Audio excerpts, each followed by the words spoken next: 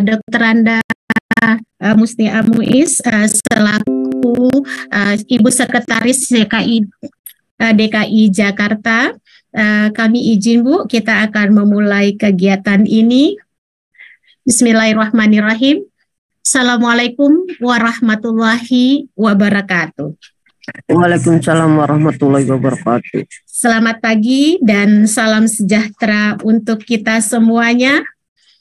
Puji syukur kita ucapkan kehadirat Allah, Tuhan yang Maha Kuasa, bahwa pagi ini dalam kondisi yang ada yang libur, ada yang masih bekerja. Alhamdulillah kita masih bisa bersama-sama dalam ruangan Zoom pagi ini.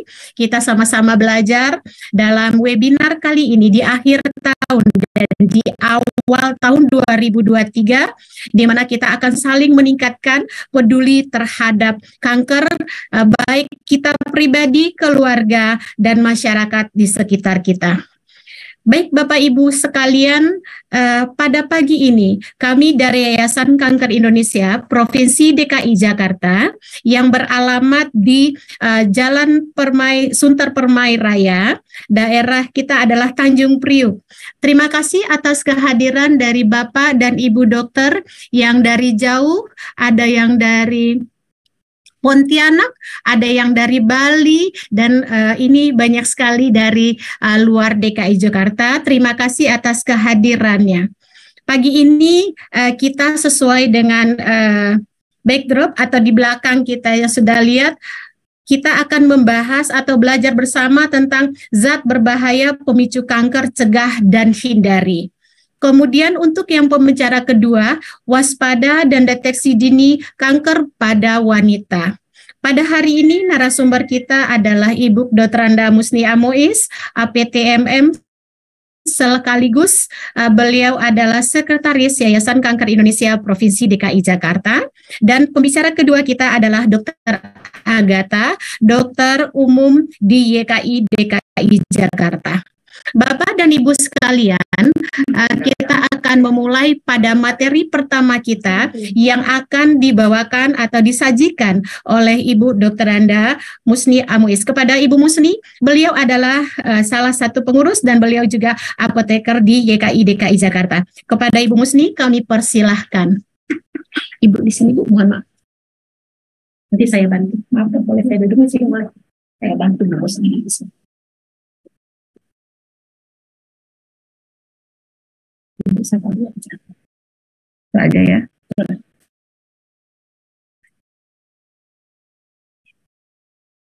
Assalamualaikum warahmatullahi wabarakatuh. Waalaikumsalam warahmatullahi wabarakatuh. Alhamdulillah pada pagi ini di saat-saat libur panjang menjelang tahun baru, kita dari Yayasan Kanker Indonesia Provinsi DKI Jakarta masih diberi waktu untuk menyelenggarakan suatu webinar yang tidak terlalu berat. Jadi selama ini webinar kami selalu memberikan informasi tentang kanker. Jadi Bapak dan Ibu juga, waduh, menyeramkan ya, kanker rasanya seperti itu. Tetapi kali ini kita akan memberikan hal-hal yang ringan-ringan saja Bapak dan Ibu. Ini tamu kita pada pagi hari ini menurut moderator barusan Bu Helmi, ada yang dari Pontianak, Bali, dan Jakarta tentunya ya. Selamat bergabung ya dengan kita dari Yayasan Kanker yang selalu berusaha untuk memberikan informasi tentang penyakit kanker, bahaya dan pencegahannya. Nah, saya bukan seorang dokter, tapi seorang apoteker. Saya bekerja di sini juga menyediakan obat-obat paliatif untuk Bapak dan Ibu pasien yang telah pada stadium terminal. Sehingga satu-satunya cara kalau dia sakit, kesakitan, dan segala macam, kerjasama kami menyelenggarakan bagaimana ini keluarga dan obat-obat. Jadi pada nah, tetapi di sini sekarang di lemari saya penuh dengan obat-obat narkotik. Jadi ya jangan diambil. Tapi kalau pada stadium akhir mau tidak mau kita harus menyediakan hal tersebut. Dan juga materi pagi ini, jadi materinya yang ringan-ringan aja ya Bu ya. Nanti dokter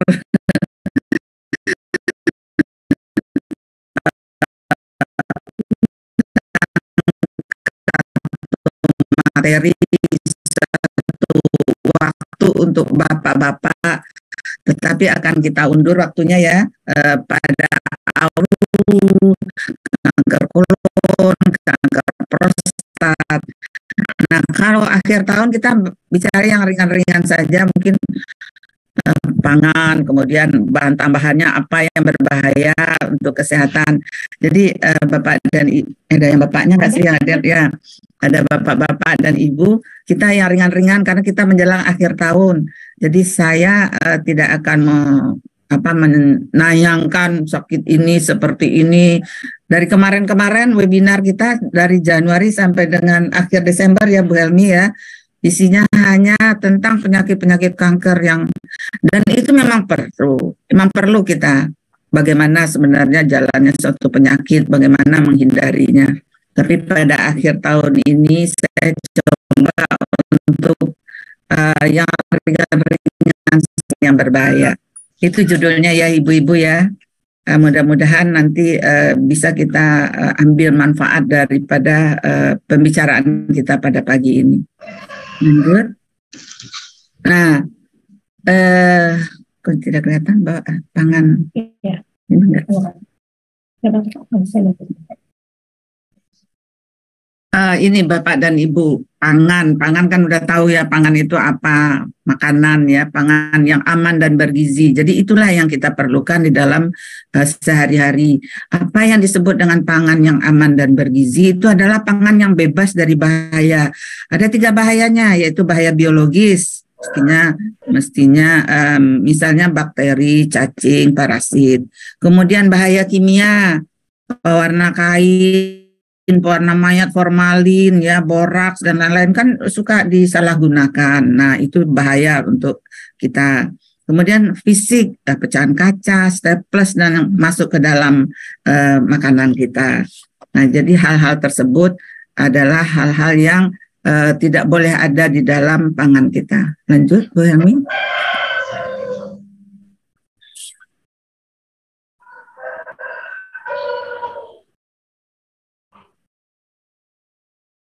Ya, sebetulnya sudah ada undang-undang tentang pangan ya pada tahun 96, di mana kondisi dan upaya yang diperlukan untuk mencegah pangan dari kemungkinan cemaran biologis, cemaran kimia, dan benda lain yang dapat mengganggu, merugikan, dan membahayakan kesehatan. Itu sudah ada undang-undangnya. Selain itu pangan itu harus layak dikonsumsi, tidak busuk, tidak menjijikkan, dan bermutu baik. Itulah keamanan pangannya. Kita mulai dengan bahaya pada pangan, bahaya biologi. Bahaya biologi itu diantaranya adalah pangan yang aman adalah pangan yang bebas dari keempat bahaya ini. Bahaya biologi, bahaya kimia, bahaya fisik, dan bebas dari bahaya-bahaya lainnya. Nah, itulah pangan yang kita perlukan di dalam hidup kita. Kemudian kita satu-satu kita bahas bahaya biologi itu apa. Nah, bahaya biologi itu bisa berupa bakteri, kapang, kamir, parasit, virus, dan ganggang. Jadi pertumbuhan mikroba bisa menyebabkan pangan menjadi busuk sehingga tidak layak untuk dimakan dan menyebabkan keracunan pada manusia. Bahkan bisa menyebabkan kematian. Berapa pasien yang kita dengar ya makan makanan yang bahaya biologi sudah ditumbuhi mikroba dan segala macam, bahkan bisa. Nah, ini contoh-contohnya ibu-ibu. Nah, itu gambar-gambarnya seperti itu, udah bisa kita lihat. Itu kalau dilihat dalam mikroskop ya tentunya. Nah, kemudian bahaya fisik. Nah, tadi saya sudah sebutkan bahaya fisik itu seperti adanya mengandung rambut, mengandung kuku, staples, serangga mati, batu atau kerikil, pecahan kaca atau kaca logam dan lain-lain. Bahaya benda ini jika termakan dapat menyebabkan luka pada gigi, patah, melukai kerongkongan dan sampai ke perut. Jadi ini bahaya karena dapat melukai atau menutup jalan nafas dan pencernaan kita. Nah, ini bahaya kimia. Kita nanti akan lebih banyak ngomong tentang bahaya kimia. Itu bahaya kimia tidak ada boleh dalam pangan kita. Yaitu bahaya kimia yang masuk ke dalam pangan baik secara sengaja. Nah, ini ada saja. Terus terang saya dulu bekerja di Badan POM DKI. Memang sering kita temui di laboratorium bahaya-bahaya kimia tersebut. Dan sekarang juga masih aja kita temukan, walaupun kita sudah berpuluh tahun berbusa-busa ngomong tentang ini, tetapi tetap aja masih ada yang menyalahgunakan bahaya bahan kimia ini ke dalam pangan. Dan ada juga yang tidak disengaja, tetapi tetap menimbulkan bahaya. Kemudian bahaya kimia ini diantaranya adalah racun alami dari dalam pangan, contohnya racun jamur, singkong beracun, pernah dengar kan ibu-ibu? Kemudian racun ikan buntal dan racun alami pada jengkol. Nah, itu pernah ada orang yang sudah makan jengkol kemudian sakit perut dan lain sebagainya. Nah, itu adalah racun alami dari dalam pangan itu sendiri. Kemudian lanjut kita lihat bahaya kimia dari cemaran lingkungan loh ibu-ibu. Jadi kalau menjual makanan di pinggir jalan dan segala macam, nah itu bisa aja bahaya kimianya dari asap kendaraan bermotor, itu ada gambar-gambarnya ya. Kemudian sisa pestisida pada buah dan sayur. Nah kan biasa ya buah dan sayur itu disemprot dengan pestisida supaya jangan ada ulat dan sebagainya. Nah sisa-sisanya itu kalau tidak bersih juga akan menjadi bahan cemaran, bahan kimia dari lingkungan. Kemudian deterjen, cat. Nah cat pada peralatan masak juga bisa menyebabkan bahaya kimia, minum dan makan, dan logam berat. Nah, ini nanti akan kita. Nah, ini contohnya di limbah industri, ya, contoh cemaran bahan kimia berasal dari lingkungan tadi. Kemudian yang orang berjualan di pinggir jalan, padahal asap kendaraan luar biasa itu. Kemudian sisa pestisida, nah ini dia contohnya. Lalu sisa deterjen pada alat masak. Jadi juga hati-hati mencuci bekas alat masak, kita harus bersih dari sisa-sisa deterjennya. Kemudian juga cat pada peralatan masak itu juga bisa menyebabkan cemaran bahan kimia. Ya, kemudian bahan kimia lain adalah penggunaan bahan tambahan pangan yang melebihi takaran. Jadi sebetulnya di dalam peraturan pemerintah sudah ada memasukkan bahan tambahan pangan itu perlu, tetapi tidak boleh melebihi takarannya. Itu pada industri makanya ya, kalau kita di rumah kan pasti sedikit saja atau malah enggak lagi. Ini yang paling sering kita temukan, penggunaan bahan berbahaya yang dilarang pada pangan. Contohnya adalah boraks, formalin, dan rodamin B. Dan ini masih kita temukan. Ini sejak saya masih jadi pegawai pemerintah ya dulu ya di Badan POM, di Balai POM DKI, kita selalu menemukan ini. Setiap tahun berbusa-busa kita bicara seperti ini, tetapi tetap ada. Jadi saya pada akhir tahun ini kita refreshing lagi ingatan kita tentang bahaya penggunaan bahan berbahaya yang dilarang pada pangan. Yang paling banyak kita temukan adalah boraks, formalin, dan rodamin B. Rodamin B ini zat warna tentunya. Nah, kemudian bagaimana kita memilih pangan untuk dikonsumsi? Nah ya, yaitu dengan selalu memilih bahan pangan yang baik untuk dikonsumsi. Jadi Bapak dan Ibu, kalau untuk pangan kita harus dipilih bahan pangan yang baik. Kemudian kalau sayuran harus dicuci dulu dengan bersih sebelum diolah atau dimakan ya. Terutama untuk yang suka apa namanya tuh orang Sunda itu kan suka melalap ya istilahnya ya. Saya juga lama di Bandung, akhirnya juga suka lalap sayur-sayuran. Nah, tapi oke-oke saja asal kita mencucinya dengan bersih sebelum dimakan. Kemudian menggunakan air bersih yang tidak tercemar untuk menangani dan mengolah pangan. Jadi air untuk pencucinya ya jangan tercemar juga. Oh, udah dicuci kok, tapi airnya nggak bersih. Ya tetap aja dia tuh menjadi tidak baik untuk kita pakai. Kemudian tidak menggunakan bahan tambahan pewarna pengawet yang dilarang digunakan. Nah, itu saya sudah sebutkan tadi, jangan digunakan sama sekali. Kemudian menggunakan bahan tambahan pangan yang dibutuhkan seperlunya saja dan tidak melebihi takaran yang diizinkan. Nah, ini sebetulnya ada peraturan pemerintah, peraturan Kemenkes ya tentang hal ini, tapi tidak perlulah kita kan bicara hanya sambil menunggu akhir tahun. Jadi peraturan-peraturan itu jelimet kita ngelihatnya, tetapi isinya adalah adanya kadar-kadar yang boleh dipakai di dalam industri. Jadi kalau industri, waktu saya kerja di POM itu Bapak dan Ibu, kita lakukan sampling, kemudian kita uji sampai ke kadar-kadarnya. Kalau dia melebihi, tentunya akan kita warning ya kepada perusahaan. Lanjut. Kemudian bagaimana lagi mencegah bahaya kimia? Bahan berbahaya pestisida dan bahaya kimia lainnya ini jangan disimpan bersama-sama dengan bahan pangan seperti dalam gambar ini. Bahan pangannya di sini, kemudian yang berbahayanya juga sama. Nanti salah mengambilnya. Jadi harus dipisahkan. Misalnya yang untuk pestisida di mana tempatnya, kemudian yang untuk bahan pangan di mana harus terpisah jauh. Kalau enggak kan namanya kita, terutama ini di industri. Tapi saya warning saja bahwa semua makanan dari industri itu mestinya yang sudah rilis dari POM itu sudah mengikuti aturan-aturan ini. Dan saya beritahu juga bahwa di dalam rumah tangga juga kita jangan juga ini pestisida sebelah sini, kemudian untuk bahan tambahan pangannya juga dekat, misalnya garam atau mecin dan segala macam itu. Nah, itu harus terpisah jauh.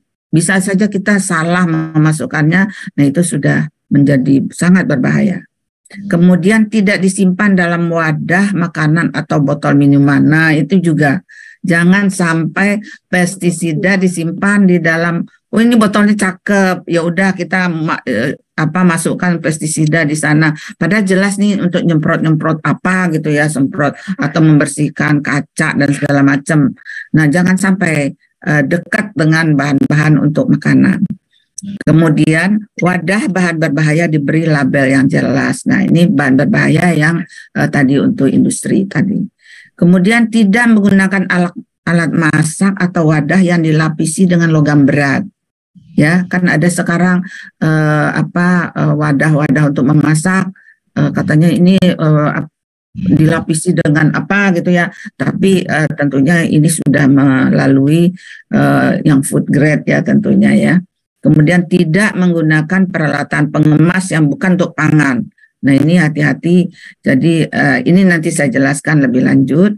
Kemudian tidak menggunakan pengemas bekas, kertas koran untuk membungkus pangan ya. Kemudian menggunakan wadah pangan sesuai dengan cara penggunaannya. Ini contohnya. Nah, ini jangan menggunakan wadah styrofoam atau plastik kresek karena dia non-food grade untuk mewadahi pangan, terutama pangan yang siap santap, yang panas, yang berlemak, dan asam, karena berpeluang terjadi perpindahan komponen kimia dari wadah ke pangan kita, namanya migrasi ya. Jadi jangan sampai nih pakai food plastik kresek ini karena dia adalah non-food grade. Contohnya, jangan menggunakan plastik kresek untuk mewadahi bakso atau styrofoam untuk mewadahi sayuran yang panas. Nah, biasanya nih kita kan sekarang lebih sering ini pakai GoFood dan segala macam. Saya rasa dari mereka sudah ada, sudah tidak lagi pakai yang hitam-hitam itu, yang food grade, non food grade itu. Lanjut. Kemudian bahan tambahan pangan tadi ya, kita akan lebih banyak mengulas tentang bahan tambahan pangan. Adalah bahan yang ditambahkan ke dalam pangan untuk mempengaruhi atau bentuk pangan ya. Kemudian penggolongannya banyak loh Bapak dan Ibu. Ada yang pewarna, pemanis buatan tentunya ya, pengawet, antioksidan, anti kempal, penyedap rasa dan aroma, penguat rasa, pengatur keasaman, pemutih dan pematang tepung, pengemulsi, pemantap, pengental, pengeras, dan sekuestran. Jadi ini adalah contoh-contoh penggolongan BTP yang sering dipakai dalam industri. Nah, kita sampaikan di sini untuk sekedar pengetahuan ibu-ibu, kalau membeli makanan, wah ini dia pakai pemanis buatan atau tidak, yang melebihi takaran. Jadi agar kita warning, hindari hal-hal yang seperti ini. Lanjut. Kemudian contohnya makanan jajanan anak sekolah Bapak dan Ibu, ini dengan menggunakan biang gula, mereka pakai biang gula pemanis buatan atau asam benzoat sebagai pengawet, tapi berlebihan. Nah ini harus hati-hati. Dan pemerintah dalam hal ini selalu mengawasi hal-hal seperti ini. Mereka sudah punya kendaraan yang bisa masuk-masuk ke gang-gang sekolah untuk langsung dites di tempat.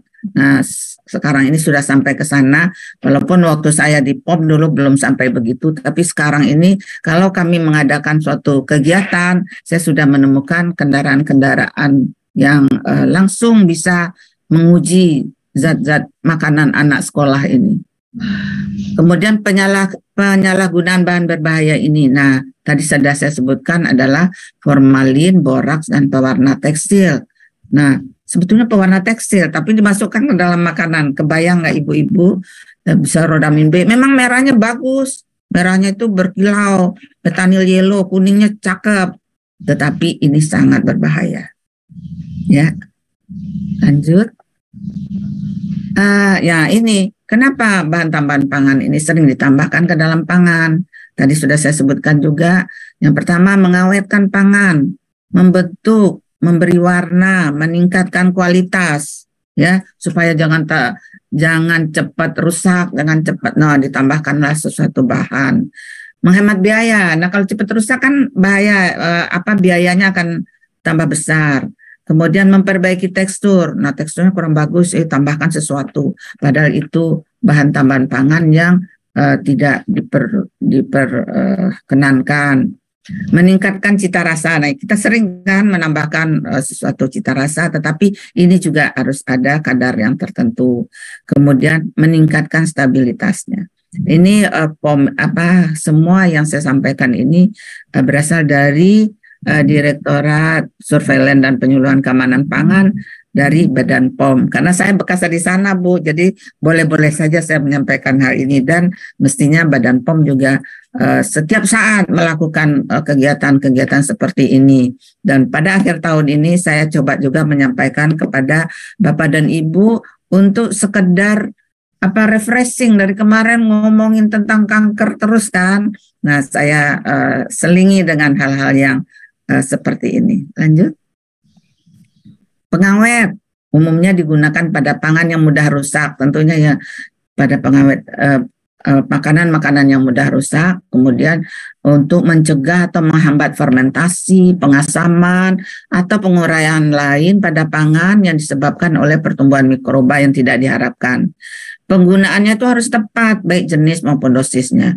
Contohnya benzoat, propionat, nitrit, sorbat, sulfit. Nah, ini kan pada pengawet-pengawet bahan pada pengawet makanan di pabrik, misalnya pengawet ikan ya, kita tambahkan nitrit, tapi ada kadar tertentunya. Lanjut. Kemudian bahan tambahan. Nah, ini yang berbahaya menurut Permenkes RI tahun 88 ini, asam borat dan senyawanya, asam salisilat dan garamnya, dietil prokarbonat, dulsin, kalium klorat. Pusingnya ibu-ibu kalau bukannya dari kimia dengerinnya. Nah, cuman kita bahas yang merah itu saja, yaitu asam borat dan senyawanya, dan formalin. Kemudian ada lagi pada Permenkes yang terbaru tahun 99 ada tambahannya itu kalium bromat. Lanjut. Nah ini Bu, pewarna yang dilarang menurut Permenkes tadi itu adalah zat warna tertentu yang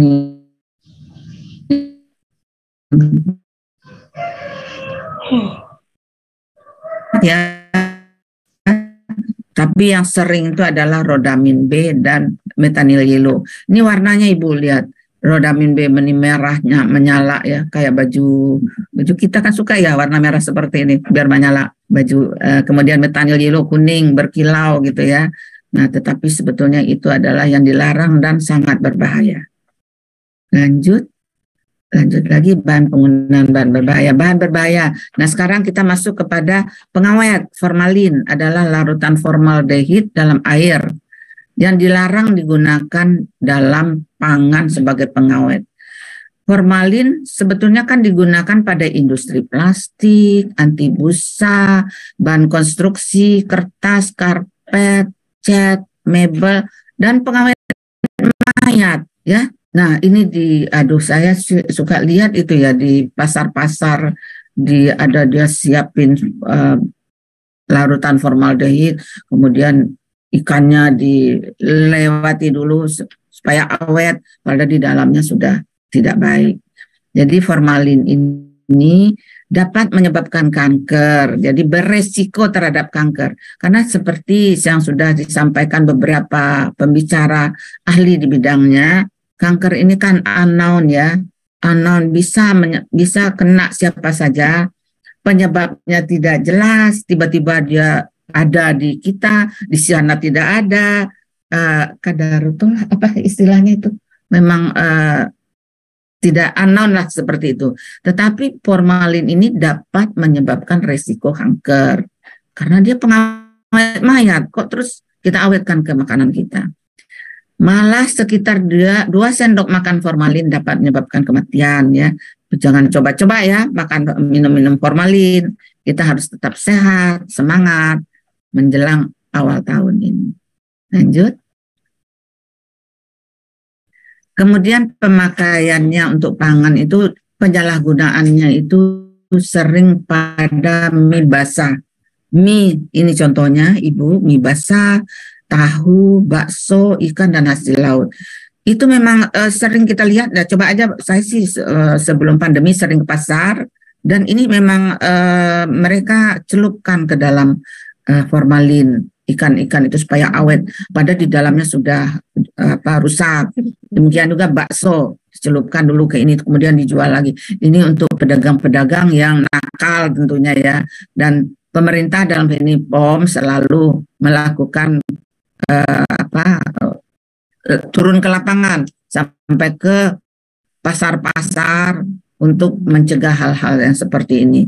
Karena efek negatifnya pada kesehatan akan muncul setelah beberapa tahun. Jadi nggak langsung ibu-ibu, kecuali jika terpapar dalam jumlah yang banyak.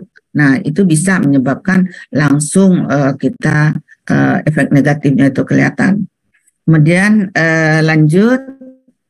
Nah bahaya akutnya apa yang kita rasakan awal-awalnya seperti itu.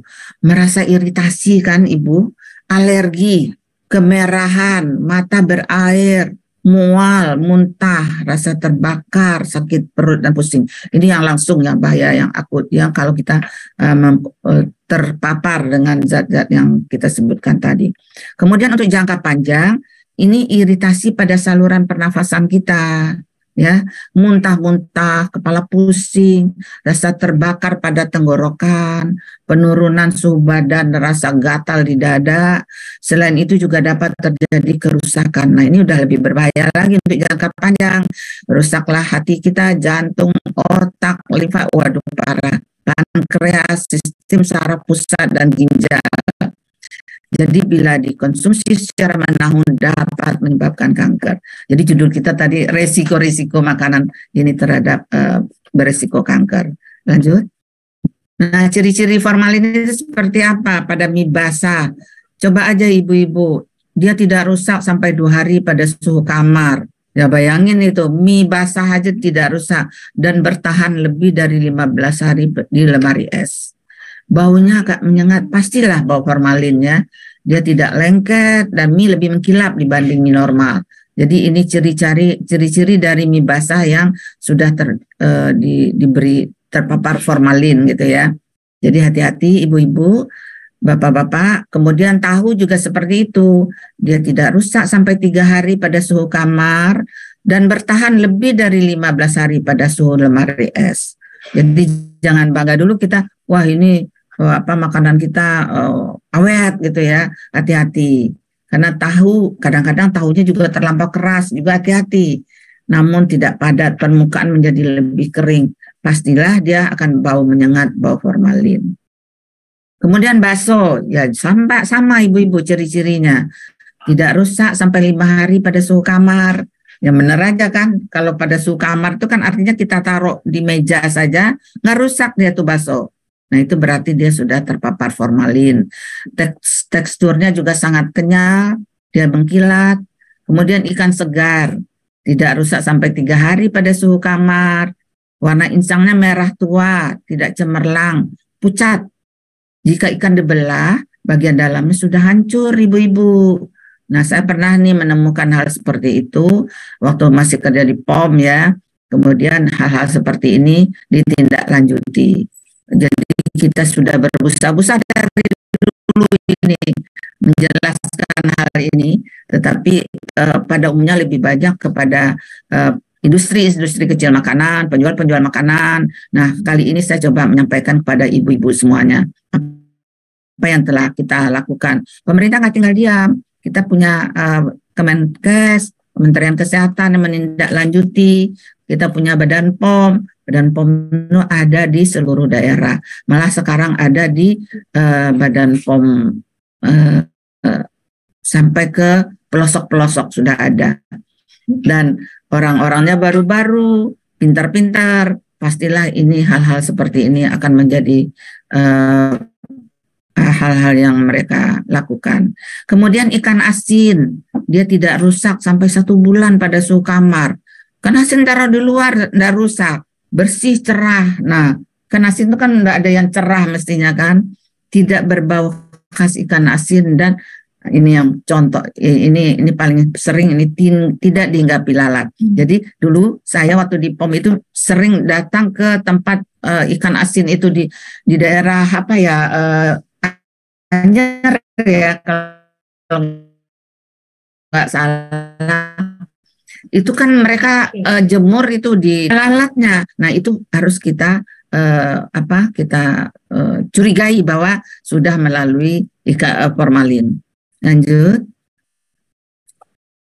Nah bahan boraks. Nah boraks ini disalahgunakan juga untuk bakso, mie basah, pisang molen juga hati-hati.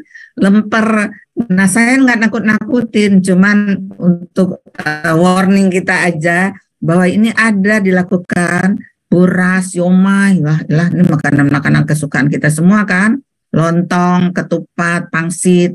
Nah ini hati-hati karena kadang-kadang mereka untuk kenyalnya ditambahkan boraks, digunakan sebagai pengenyal dan juga sebagai pengawet.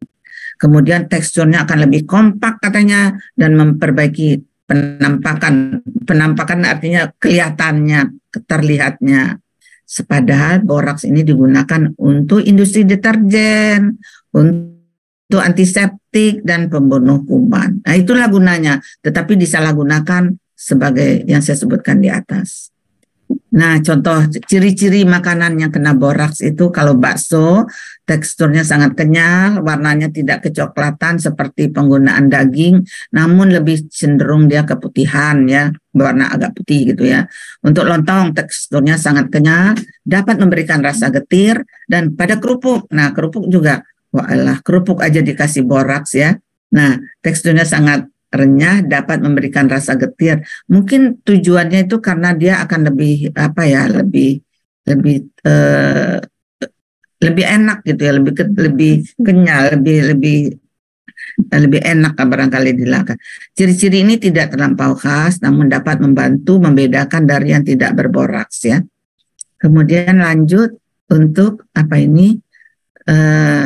Kegunaannya sebetulnya untuk antiseptik pembunuh kuman bila dikonsumsi. Nah, selalu saya menyebutkannya dikonsumsi. Jadi enggak langsung kanker itu kita dapat, tapi dia beresiko terhadap kanker bila dikonsumsi secara terus-menerus dalam jangka panjang. Jadi ini makanya judul saya itu yang beresiko, tidak langsung, karena kanker itu yang disebutkan tadi. Nah, ini sudah ada alternatif pengganti boraks yaitu sodium tripolifosfat. Ini untuk industri. Ya, ini yang food grade-nya. Kemudian lanjut pewarna. Nah, pewarnaan, penyalahgunaan pewarna non-pangan. Tadi kita sudah pengawet, kemudian sekarang kita masuk kepada pewarna non-pangan. Jadi pewarna non-pangan yang tadi saya sebutkan itu pada umumnya disalahgunakan pada minuman, pada sirup, pada kerupuk merah-merah. Ibu tahu kan kerupuk merah menyala. Nah, itu ada zat warna pangan ya, non-pangan. Pada mie basah, pada terasi, pada jajanan ya. Efek negatif juga akan timbul kalau kita terpapar tentang makan terasi. Kita pikir itu terasi itu dari udang ya. Saya nggak usah sebutkan berasalnya dari mana, tetapi dari daerah yang memang menghasilkan terasi udang. Nah, setelah diperiksa oleh Badan POM DKI, waktu itu saya di POM DKI, ternyata itu tidak ada udangnya. Yang ada justru pewarna makanan rodamin B itu. Nah, kita kan harus musnahkan, tidak boleh dia jual kan ke pasaran. Kita datang ke gudangnya. Tahu ibu-ibu, gudangnya tuh 2 gudang itu di daerah Jakarta Utara sana. Kita bingung kan, mau diapain, mau kita cari tempat pembuangan di daerah pinggiran, di daerah Tangerang misalnya ya. Ya nggak mau orang Tangerang menerima.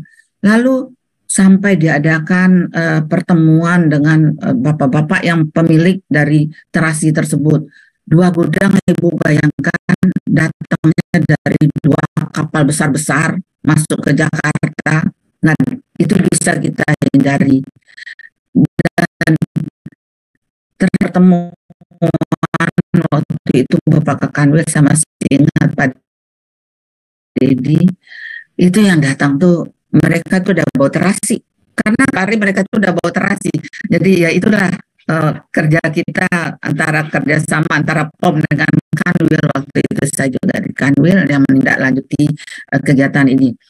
Akhirnya apa? Untuk memusnahkan terasi yang berwarna non-pangan ini aja kita sulit. Akhirnya kita minta supaya dikembalikan ke daerah asalnya. Nah, kalau dijual di laut, matilah ikan kita kan, dikonsumsi oleh ikan. Ikan itu kita konsumsi kembali. Jadi lama banget ini untuk memusnahkan terasi yang non-pangan. Dan itu memang nyata, itu memang kerjanya kita.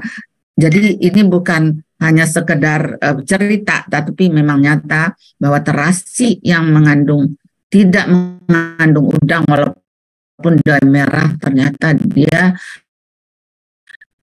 mengandung bahan berbahaya non-pangan, yaitu mereka kasih rodamin B merah kan. Nah, kita pikir itu terasi. Mungkin dia kasih juga sedikit warna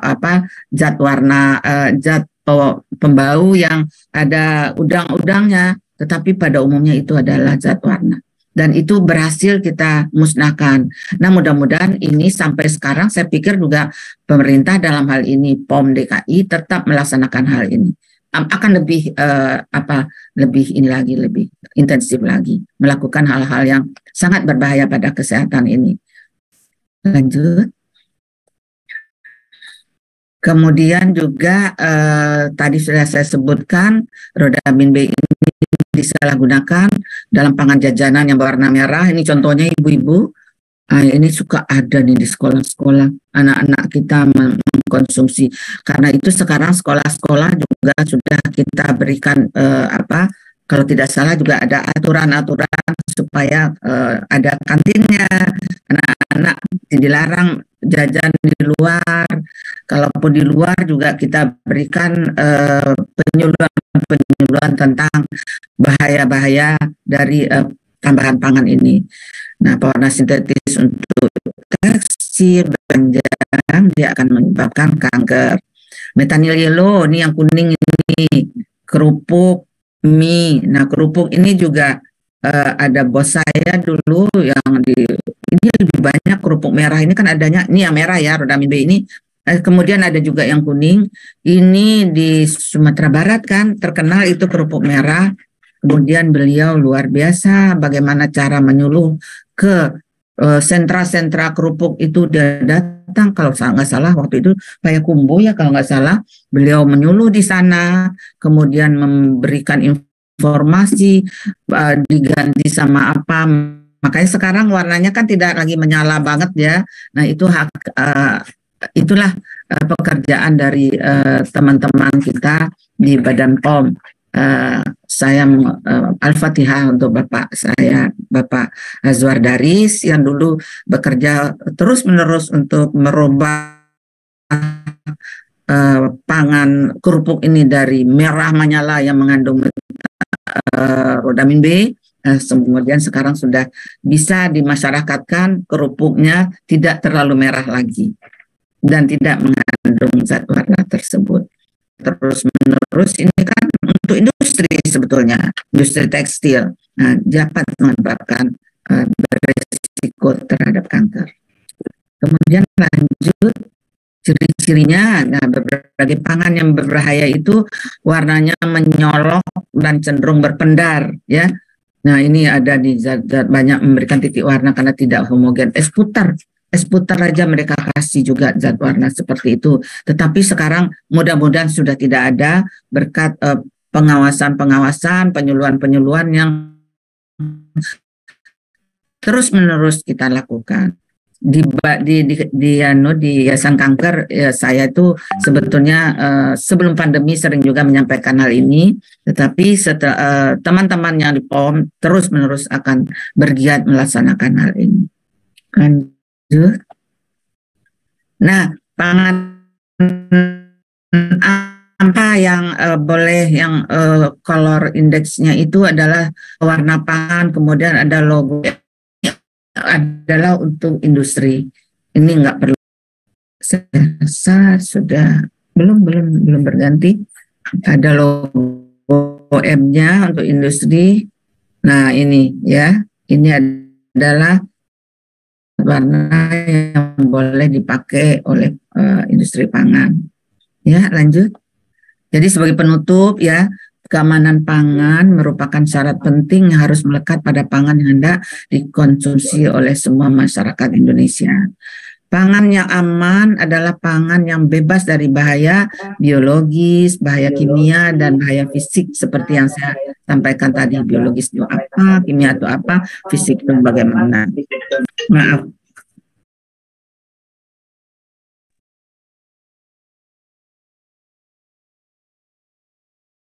Nah, kemudian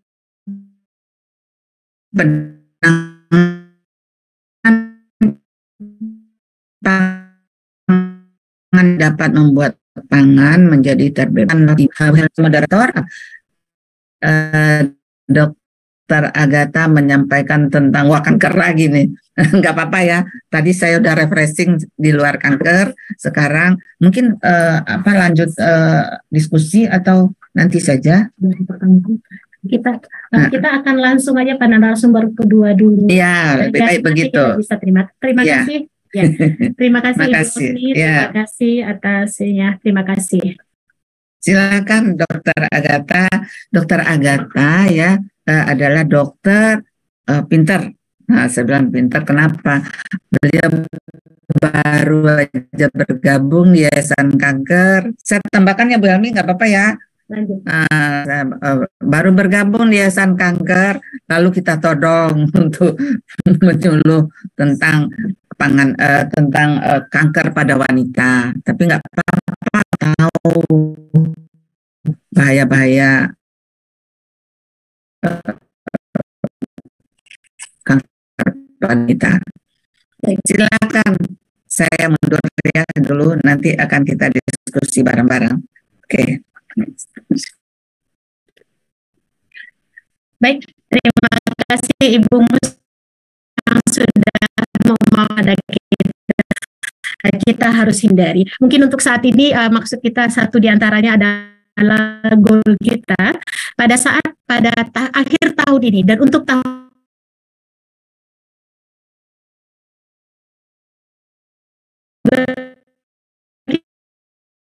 harus lebih waspada lagi terhadap makanan dan minuman berwarna aqua.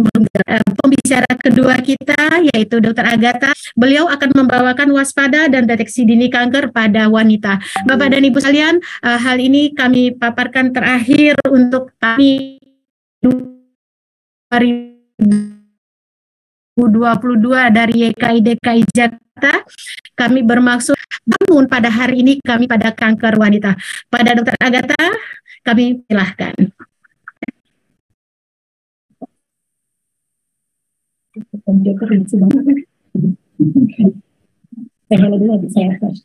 Baik, terima kasih Bu Musni, terima kasih Bu Helmi.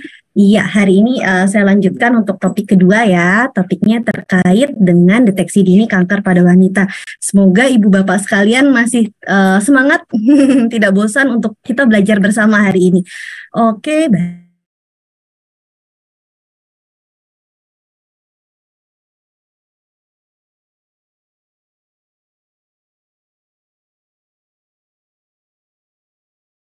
Pada wanita.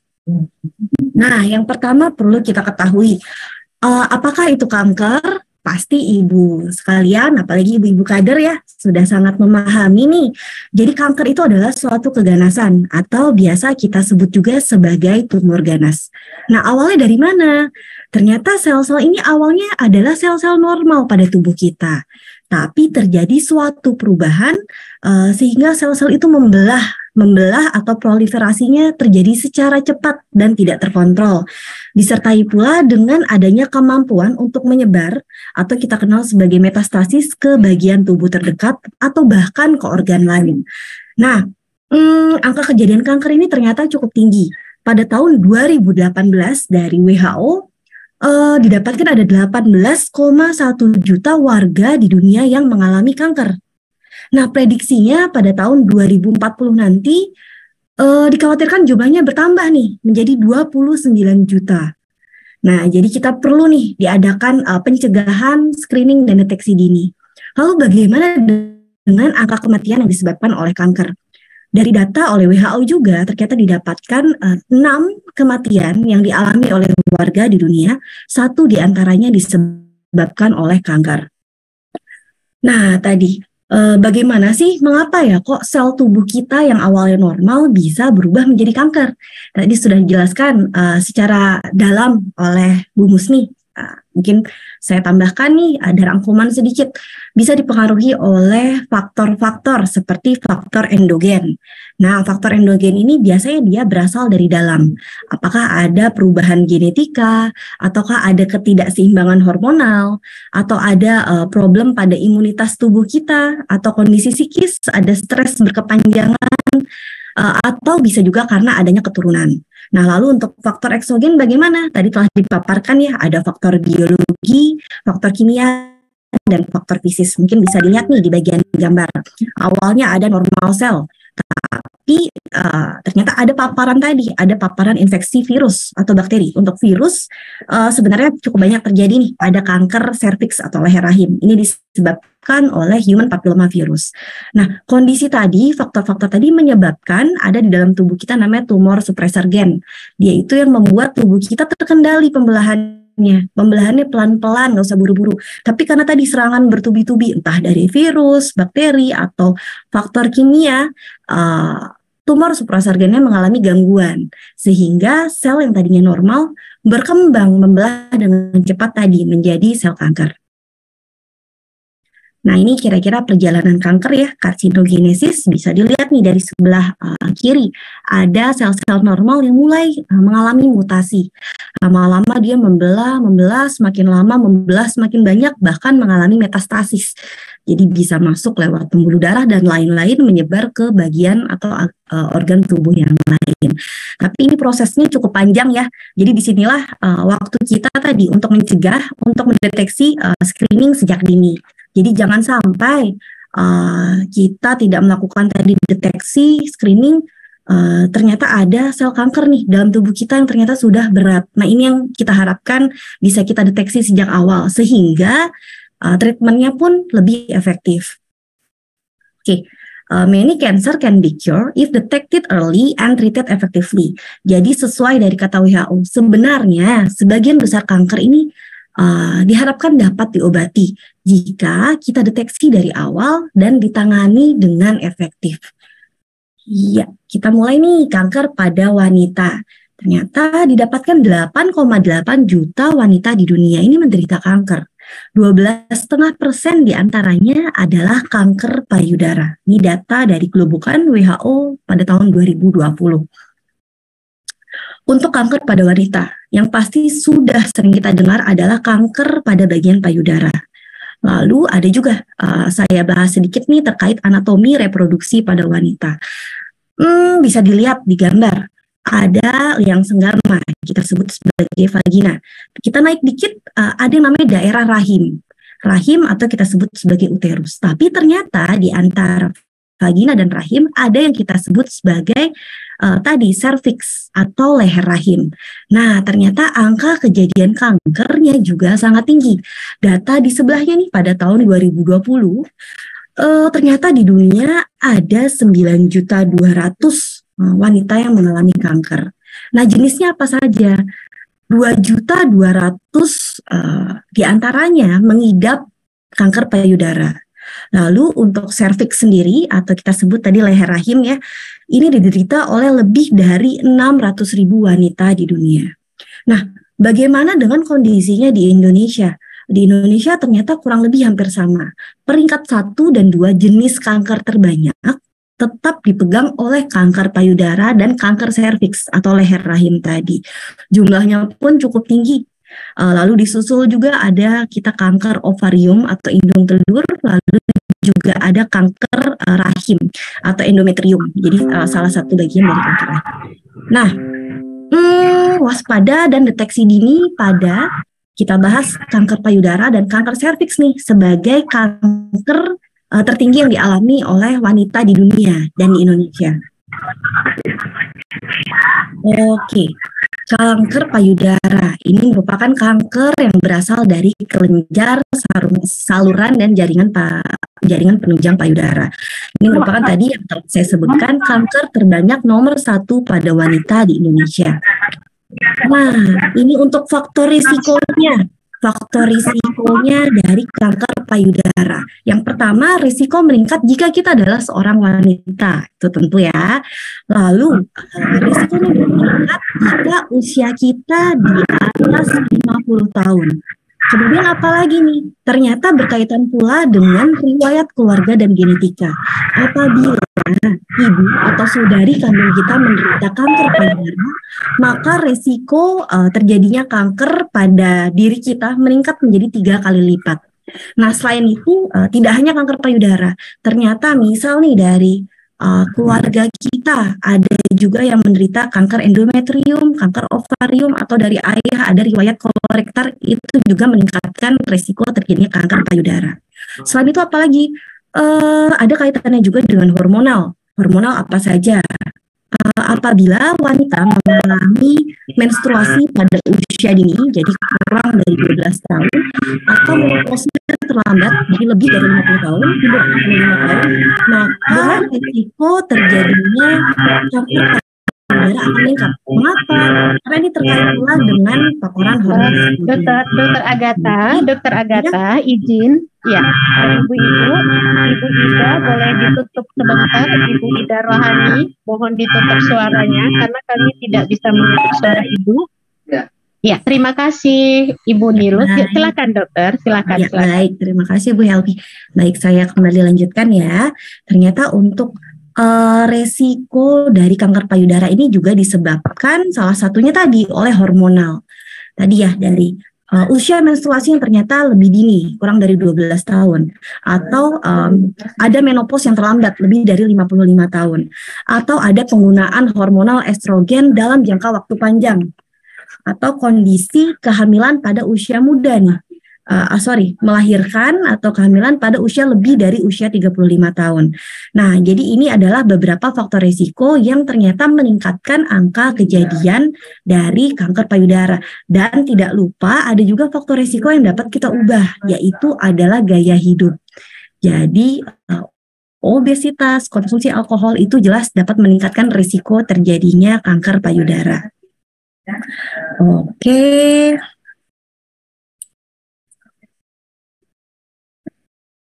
Bentar, next-nya.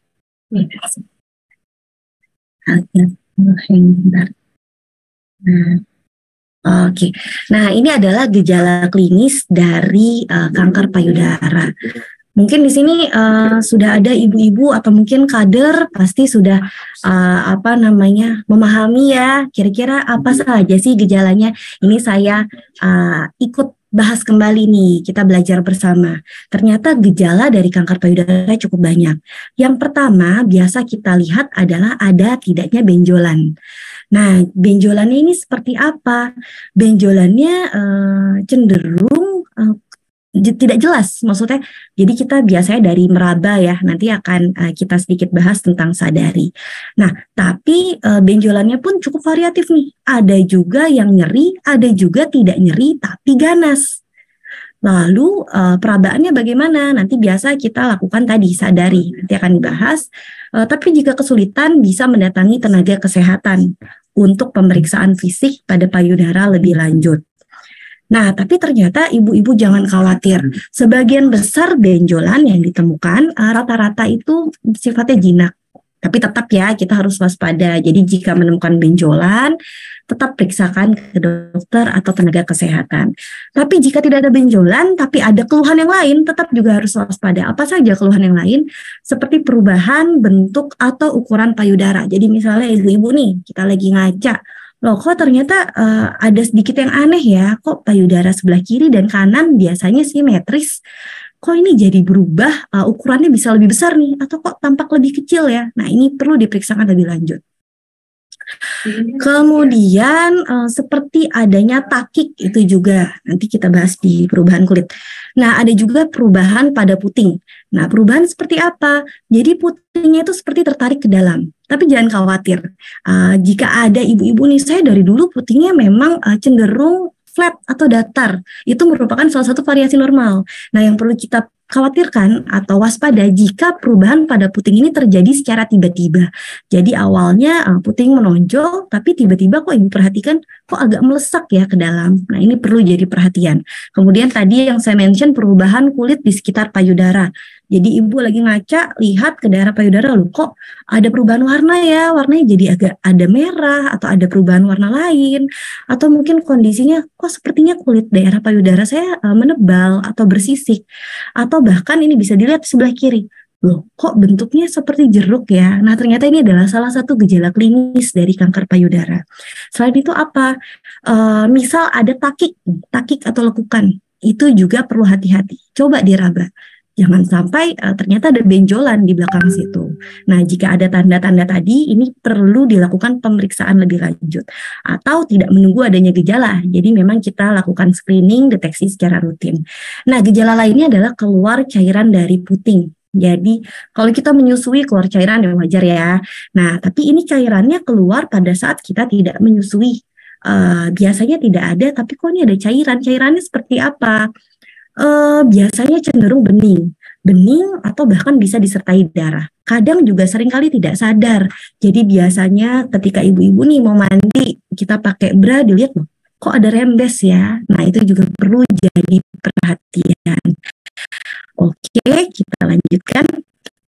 Ini yang tadi saya sebutkan, sadari, periksa payudara sendiri. Nah, ini juga sudah sering digaungkan ya oleh pemerintah.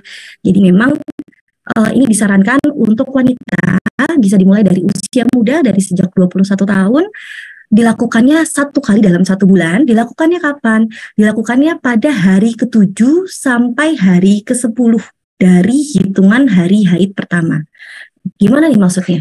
Berarti jika ibu nih mulai, saya bulan ini haid di tanggal 1, saya mulai haidnya di tanggal 1, berarti bisa dilakukan pemeriksaannya pada tanggal 7 sampai tanggal 10. Jadi tujuannya supaya tekstur payudaranya ini menyerupai pada saat kondisi normal, kondisi tidak haid. Ketika kita haid kan hormonal berubah naik turun, jadi wajar jika ditemukan benjolan atau rasa yang agak mengganjal di payudara. Makanya diperiksanya pada hari ke-7 sampai hari ke-10. Caranya gimana? Kita berdiri di depan cermin, angkat tangannya, dan kita periksa nih, kita lihat dulu nih secara visual, ada nggak tanda benjolan? Ada nggak tanda kemerahan atau perubahan pada daerah payudara? Ada bengkak nggak? Itu. Dengeran nggak tadi? Enggak. Oke. Maaf ibu-ibu, suara saya terdengar tidak ya? Mungkin boleh. Halo, terdengar? Sudah? Sudah ya? Oh, oke. Baik. Mungkin saya lanjutkan ya. Oke, terdengar ya. Saya lanjutkan. Nah, tadi kita lihat dari cermin dulu nih. Kita berdiri, kita lihat ada nggak perubahan dari kulit ataukah ada benjolan? Suaranya terdengar kecil ya? Oke. Oh, sudah terdengar ya? Oke, baik. Saya lanjutkan ya. Ya, tadi terputus di pemeriksaan di depan cermin. Kita lihat dulu nih di depan cermin. Adakah tadi yang saya sampaikan perubahan seperti tampak ada benjolan ataukah ada kemerahan? Oke, sudah cukup terdengar. Iya, baik. Nah, setelah itu jika kita lihat, oh oke, baik nih, kondisinya bagus. Kita lanjutkan pemeriksaan. Tangannya seperti berkacak pinggang, lalu kita lihat seperti langkah pertama, ada nggak ya benjolan, ada nggak ya perubahan pada kulit. Nah, selanjutnya apa? Kita lakukan perabaan, kita raba dengan tangan kita sendiri. Lebih mudahnya jika kita periksa payudara sebelah kiri, gunakan tangan sebelah kanan, jadi supaya tidak susah. Awalnya bagaimana? Bisa dilihat di gambar nomor 3 nih. Kita tekan bisa dari atas ke bawah dan agak menekan ya. Agak menekan karena kalau kita cuman oles-oles saja kadang nggak teraba pasti. Jadi agak ada penekanan. Rasakan pelan-pelan ada benjolan atau tidak. Adakah yang rasanya janggal? Tapi gimana dok, saya nggak bisa bedain, saya juga bingung benjolannya. Nah, di sini nih peran kita yang harus waspada, jadi dibiasakan tiap bulannya. Jadi supaya kita pun lebih mengenal, lebih memahami juga kondisi dari payudara kita. Tapi jika memang dirasa kesulitan, nggak masalah, ibu-ibu nggak usah khawatir, bisa mendatangi fasilitas kesehatan terdekat. Nanti bisa bertemu dengan ibu bidan, ibu perawat, dokter untuk dibantu pemeriksaan fisik dari payudara. Nah, tadi setelah dilakukan penekanannya dari atas ke bawah, mengular ya, kita bisa lakukan pemeriksaan nomor 4. Nomor 4 ini kita memutar. Memutar dilakukan boleh searah jarum jam, boleh berlawanan jarum jam, tidak masalah. Yang penting kita pelan-pelan, bertahap. Nah, ini bisa dirasakan ada benjolan atau tidak. Nah, setelah itu nomor 5 nih. Kita tekan payudara dari 2 arah. Tujuannya untuk menekan ke arah puting. Jadi searah ke arah puting. Kita arahkan pelan-pelan, tekan pelan-pelan, nanti dilihat adakah cairan yang keluar seperti yang tadi saya sampaikan ya pada gejala klinis. Jika ada padahal sedang tidak menyusui, yuk diperiksakan lebih lanjut. Recording in progress. Nah, benjolannya belum teraba, tapi atau misal ada benjolan kecil jadi tidak teraba, tapi ada gejala lain, ada salah satunya tadi keluar cairan dari puting. Nah, ini yang perlu ditindaklanjuti. Oke, lalu kondisi tadi bisa dilanjutkan dengan posisi berbaring, nanti tubuh kita dada disangga dengan bantal. Jadi tujuannya supaya dada kita lebih terekspos, lebih mudah untuk menilai. Nah, tadi bagaimana jika terjadi benjolan atau tanda abnormal? Segera periksakan ke tenaga ke fasilitas kesehatan terdekat. Bisa dilakukan periksa payudara klinis atau sadaris. Dan jika tidak ada keluhan bagaimana nih, atau ada keluhan bagaimana, bisa kita deteksi dini, screening menggunakan mamografi atau USG payudara. Oke.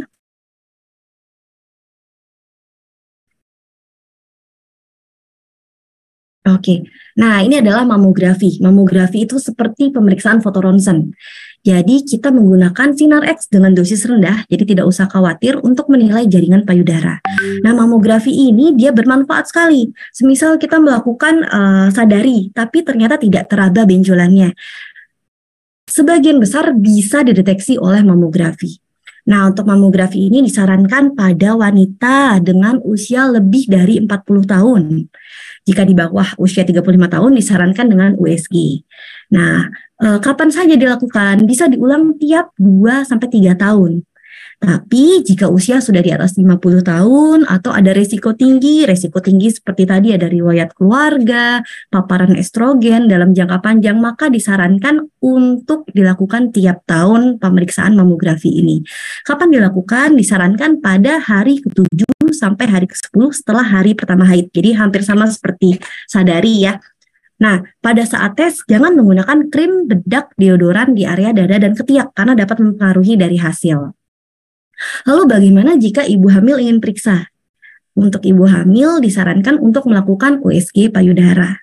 Oke, ini ada sedikit gambaran dari hasil mamografi. Dia bisa membedakan ya dari kanker atau dari tumor jinak. Nah, kalau kanker biasanya seperti ada penyebarannya. Oke, kalau untuk jinak biasanya lebih terlokalisir. Oke, kita next ya. Nah, untuk USG payudara, ini merupakan metode imaging juga, tentunya dia aman, simple, dan non-invasif. Jadi, pastinya tidak ada nyeri. Nah, untuk pemeriksaan USG ini akan dilakukan oleh dokter spesialis radiologi. Ini disarankan untuk siapa? Untuk wanita dengan usia kurang dari 35 tahun. Jadi ini terkait dengan kepadatan payudara. Nah, disarankan juga ibu hamil atau menyusui yang mau memeriksakan diri bisa memeriksakan diri melalui USG payudara ini. Kemudian disarankan pula kepada wanita dengan jaringan payudara yang padat. Jadi usia saya sudah lebih dari 40 tahun nih, tapi kok jaringan payudara saya masih padat nih dari hasil radiologi. Kalau gitu ya sudah kita cek dengan USG. Untuk pemeriksaannya sebenarnya sih tidak ada waktu khusus, cuman memang lebih disarankan pada hari ke-7 sampai hari ke-10 setelah hari pertama haid.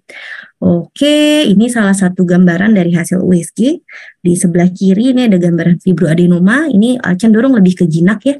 Nah, di sini ada gambaran dari ke arah cancer. Tapi ibu-ibu nggak usah khawatir, nanti pasti akan dijelaskan oleh dokter spesialis radiologinya. Oke, nah kita lanjut nih ke sini, mitos atau fakta. Mungkin ibu-ibu boleh kalau ada yang mau raise hand atau dari via chat ya, bisa. Oke.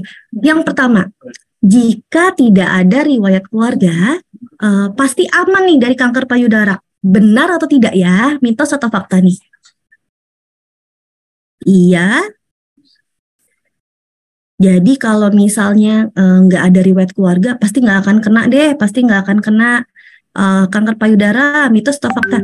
Oke, iya. Ada yang jawab mitos. Ya, saya langsung jawab ya. Jadi memang kanker payudara ini ternyata bisa menyerang semua wanita, baik dia memiliki riwayat keluarga dengan kanker atau tidak memiliki riwayat keluarga sama sekali. Jadi resikonya tetap sama dengan faktor resiko yang lain ya tadi. Jadi untuk wanita tidak ada riwayat keluarga pun belum tentu aman. Jadi masih bisa terkena kanker payudara. Lalu benjolan payudara apakah pasti ganas? Benar nggak nih benjolan payudara pasti ganas? Mitos atau fakta? Mungkin ibu-ibu boleh di chat. Iya, mitos ya. Sebagian besar benjolan payudara pada wanita muda rata-rata adalah ke tumor jinak gitu. Jadi tidak usah langsung khawatir, tapi tetap harus diperiksakan. Oke. Ketiga, pria dapat terkena kanker payudara. Benar atau tidak ya? Mitos atau fakta ya? Oke, benar. Oke, fakta. Iya, ternyata pria juga dapat terkena kanker payudara, tapi memang persentasinya lebih kecil dibandingkan wanita. Oke, baik, ini materi terkait tadi kanker payudara ya. Saya lanjutkan untuk materi kedua, yaitu adalah kanker serviks atau leher rahim. Nah, leher rahim ini ternyata dialami oleh 36.633 wanita di Indonesia. Tiap harinya terdapat 57 kematian akibat kanker serviks. Ini data dari Kemenkes RI pada tahun 2020. Jadi angka mortalitas atau angka kematiannya cukup tinggi ya untuk kanker serviks atau leher rahim. Nah, kanker serviks sendiri ini 95% disebabkan oleh infeksi dari human papilloma virus atau HPV. Nah, tipenya sebanyak 50% disebabkan oleh tipe 16 dan tipe 18. Tapi ada nggak nih jenis tipe HPV yang lain? Banyak sekali. Tapi yang paling sering menyebabkan kanker adalah dua tipe ini, tipe 16 dan 18. Resikonya apa saja sih? Faktor resikonya apa nih yang meningkatkan kejadian kanker serviks? Resiko meningkat jika kita menikah pada usia muda. Sebenarnya sih lebih ke aktivitas seksual pada usia muda, kurang dari 18 tahun. Lalu jika memiliki multi partner, jadi memiliki banyak pasangan, gonta-ganti pasangan, risiko terinfeksi HPV juga meningkat. Kemudian multiparitas itu dia melahirkan lebih dari 3 kali. Ternyata ini juga meningkatkan resiko dari kanker serviks. Nah, gejalanya apa saja? Ternyata gejalanya yang perlu dijadikan perhatian adalah pendarahan.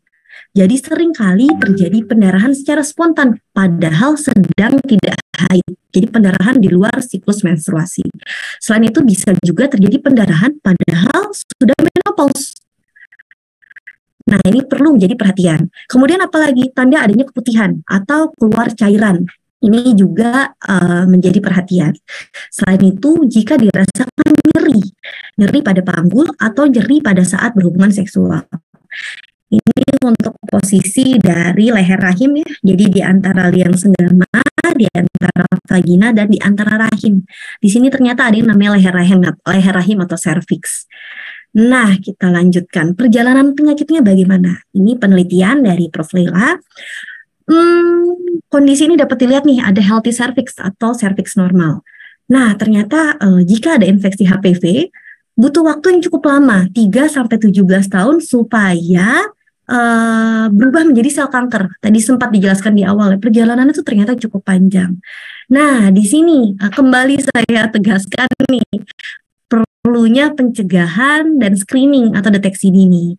Jadi jangan sampai kita tidak pernah cek deteksi dini, tidak pernah cek IVA, tidak pernah cek pap smear, ternyata ada sel kanker serviks di tubuh kita. Jadi ditemukan dalam kondisi yang sudah cukup berat. Nah, ini mungkin perlu menjadi perhatian karena 70-80% kasus di Indonesia ditemukan sudah dalam stadium lanjut.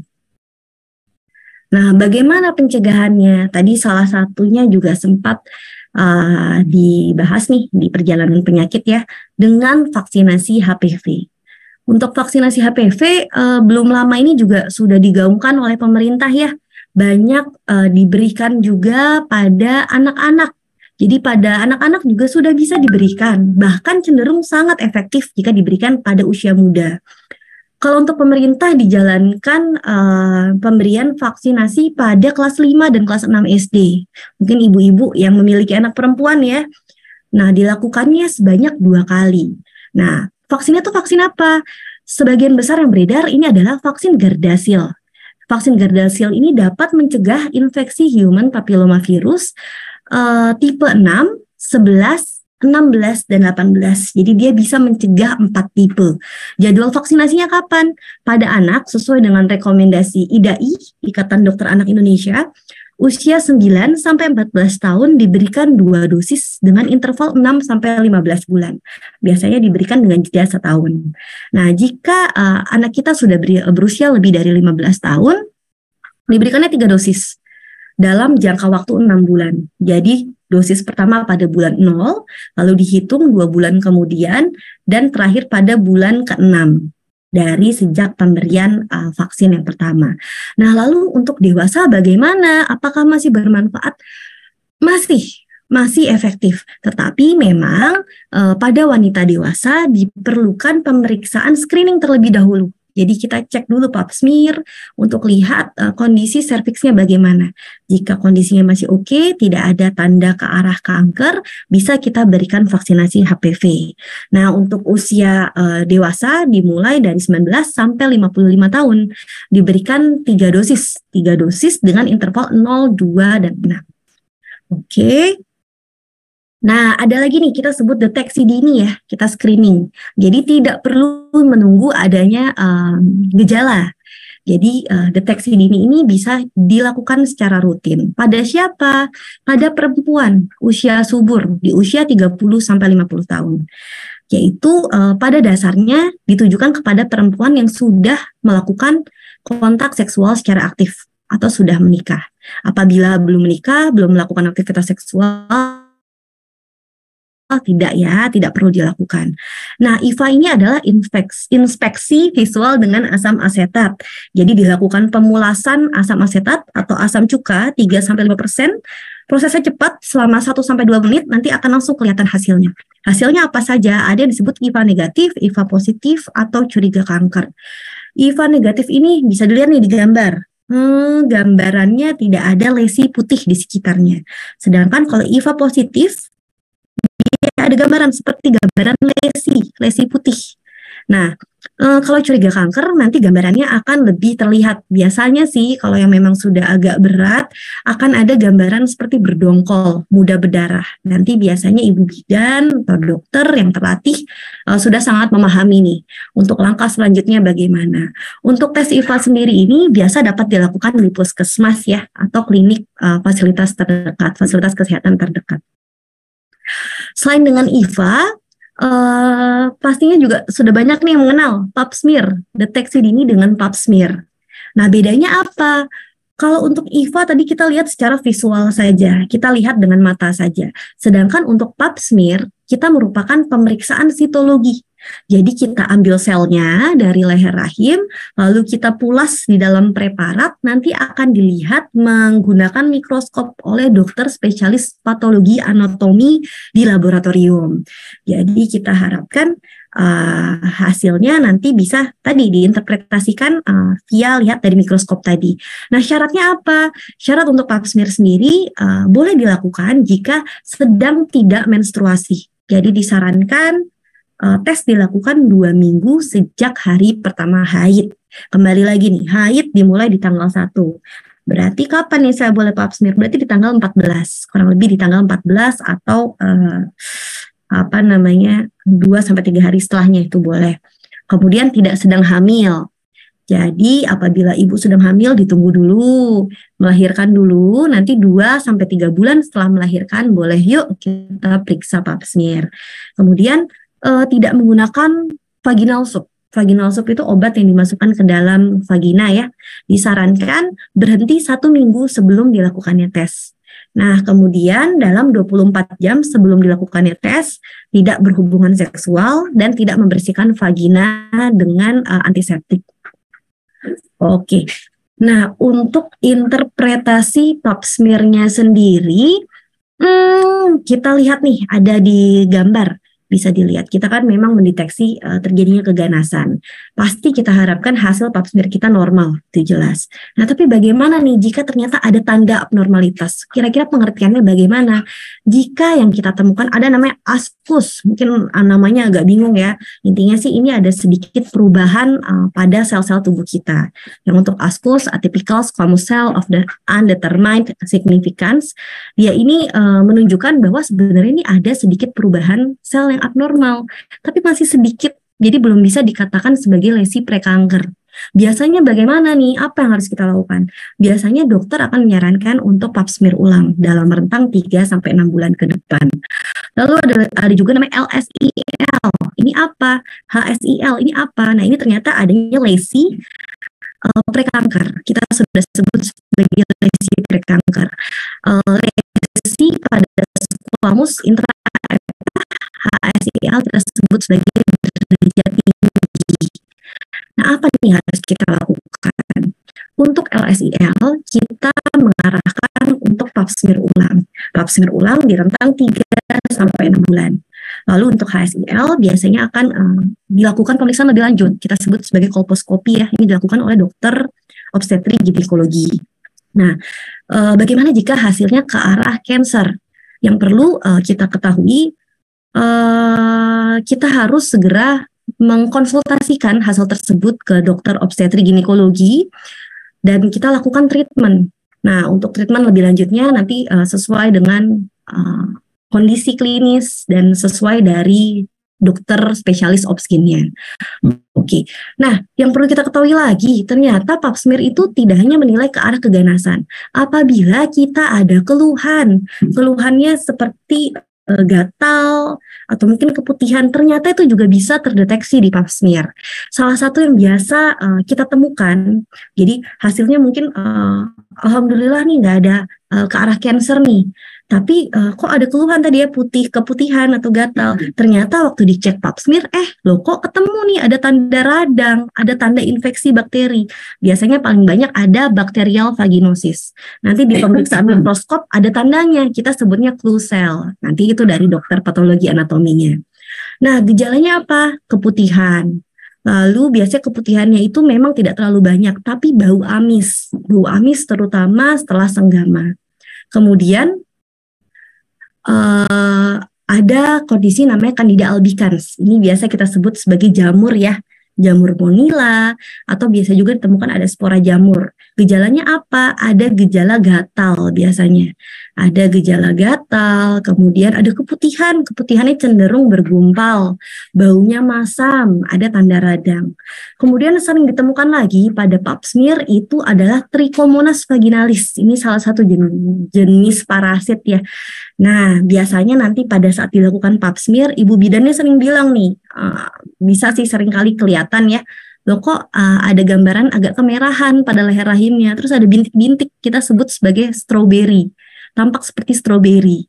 Nah, di sini ternyata disertai juga gejala, oh iya benar nih Bu Bidan, saya ternyata sering ada keputihan warnanya agak kuning kehijauan. Rasanya tuh juga kadang-kadang suka ada nyeri pada daerah kemaluan atau pada daerah vagina. Nah, ini yang perlu diobati. Jadi ini bisa dikonsultasikan. Nanti kita biasanya akan memberikan pengobatan sesuai dengan penyebabnya. Lalu disarankan untuk pap smear ulang untuk melihat nih sudah efektif belum pengobatannya. Oke. Nah, kapan saja dilakukan pap smear? Kapan saja dilakukan pap smear? Nah, untuk rekomendasi dari pap smear ini dari American Cancer Society, ternyata jika di beberapa negara nih seperti Amerika, Australia, ini sudah bisa dilakukan sejak usia muda, bahkan usia dari 21 tahun. Kalau kita kan memang diarahkan dari usia 30 tahun ya. Nah, kalau usianya di bawah 21 tahun, itu jelas tidak perlu dilakukan, ini terlalu muda. Nah, kalau untuk usia dari 21 sampai 29 tahun, di Amerika dan Australia biasanya disarankan pap smear tiap 3 tahun, jika hasilnya normal. Tapi frekuensinya bisa lebih sering jika ada risiko tinggi atau ada riwayat hasil abnormal. Nah, kalau di Indonesia bagaimana? Indonesia tadi mengingat kita banyak sekali wanita di Indonesia yang menderita kanker serviks ya, menduduki peringkat kedua tertinggi. Jadi memang untuk pap smear disarankan tiap 1 tahun pada usia 21 sampai 29 pada usia muda. Nah, dimulainya kapan? Dimulainya maksimal 3 tahun setelah intercourse pertama. Jadi setelah adanya aktivitas seksual. Misal, saya baru menikah di usia 26 tahun. Berarti kapan saya baru mulai pap smear? Berarti bukan dari umur 21 ya, bukan dari umur 25 ya, karena kan belum menikah, jadi belum berarti kan belum melakukan aktivitas seksual. Nah, berarti kalau gitu dimulainya dari 26 tahun itu sudah bisa dicek. Umur 27 tahun sudah bisa. 28 sudah bisa, maksimal mulai ceknya di umur 29 tahun. Kurang lebih seperti itu. Nah, untuk pap smear tadi bisa dimulai dari usia 21 sampai 29 tahun. Kalau IVA seringkali dimulai pada usia tadi 30 tahun ya. Nah, lalu bagaimana jika rentang usia 30 sampai 65 tahun? tadi di Amerika dan Australia pap smear dilakukan rutin tiap 3 tahun jika hasilnya normal. Frekuensinya lebih sering jika resiko tinggi. Nah, untuk kita sendiri penerapannya bagaimana? Jika tadi ya dari usia 30 tahun ternyata kita kan cek setiap 1 tahun sekali nih. Kita cek berturut-turut 3 tahun berturut-turut ternyata hasilnya baik. Tidak ada resiko juga, tidak ada resiko tinggi seperti yang di kotak merah ya. Nah, berarti pap smear bisa lebih mundur nih, jaraknya bisa lebih jauh, jadi 3 tahun sekali. Gitu. Nah, lalu bagaimana jika usia sudah di atas 65 tahun? Untuk usia di atas 65 tahun tidak perlu dilakukan pap smear lagi. Jika hasil pap smear sebelumnya, jadi sudah rutin pap smear, dan ternyata hasilnya baik, jadi tidak perlu dilakukan pap smear lagi. Tetapi jika memiliki resiko tinggi, jadi ada ibu dengan imunitas rendah, biasanya ada problem seperti ada HIV, imunitas kan jadi menurun ya, atau ada paparan steroid dalam jangka panjang, atau ada riwayat tadi lesi prekanker, itu tetap dilakukan. Oke, tujuannya supaya kita mendeteksi secara dini dan pengobatannya lebih efektif. Lalu untuk kembali nih, sesi mitos atau fakta. Infeksi HPV itu jarang terjadi, mitos atau fakta? Oke, mungkin bisa dijawab di kolom komentar.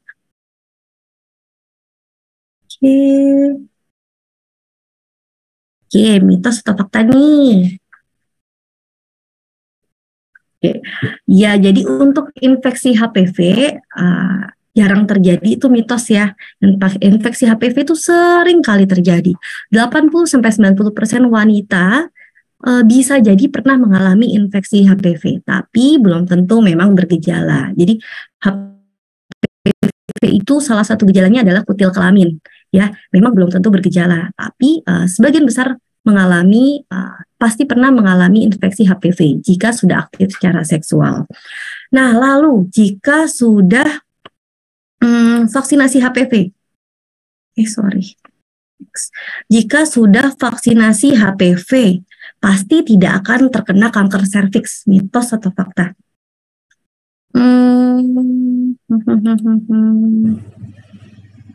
Oke, ya, benar. Iya, mitos ya. Jadi seperti kita nih vaksinasi COVID. Saya sudah vaksinasi COVID, saya sudah 2 kali, tambah booster 4 kali, tapi kok masih bisa kena COVID? Ya, vaksinasi itu bertujuan untuk meningkatkan proteksi perlindungan kita. Masih bisa terkena nggak? Masih bisa. Nah, untuk detailnya sih sebenarnya tipe HPV itu kan banyak sekali. Memang paling sering menyebabkan kanker adalah tipe tadi, 16, 18. Tapi tidak menutup kemungkinan ada tipe lain yang dapat menjadi pencetus terjadinya kanker. Sedangkan vaksinasi kita baru terbatas di 4 tadi.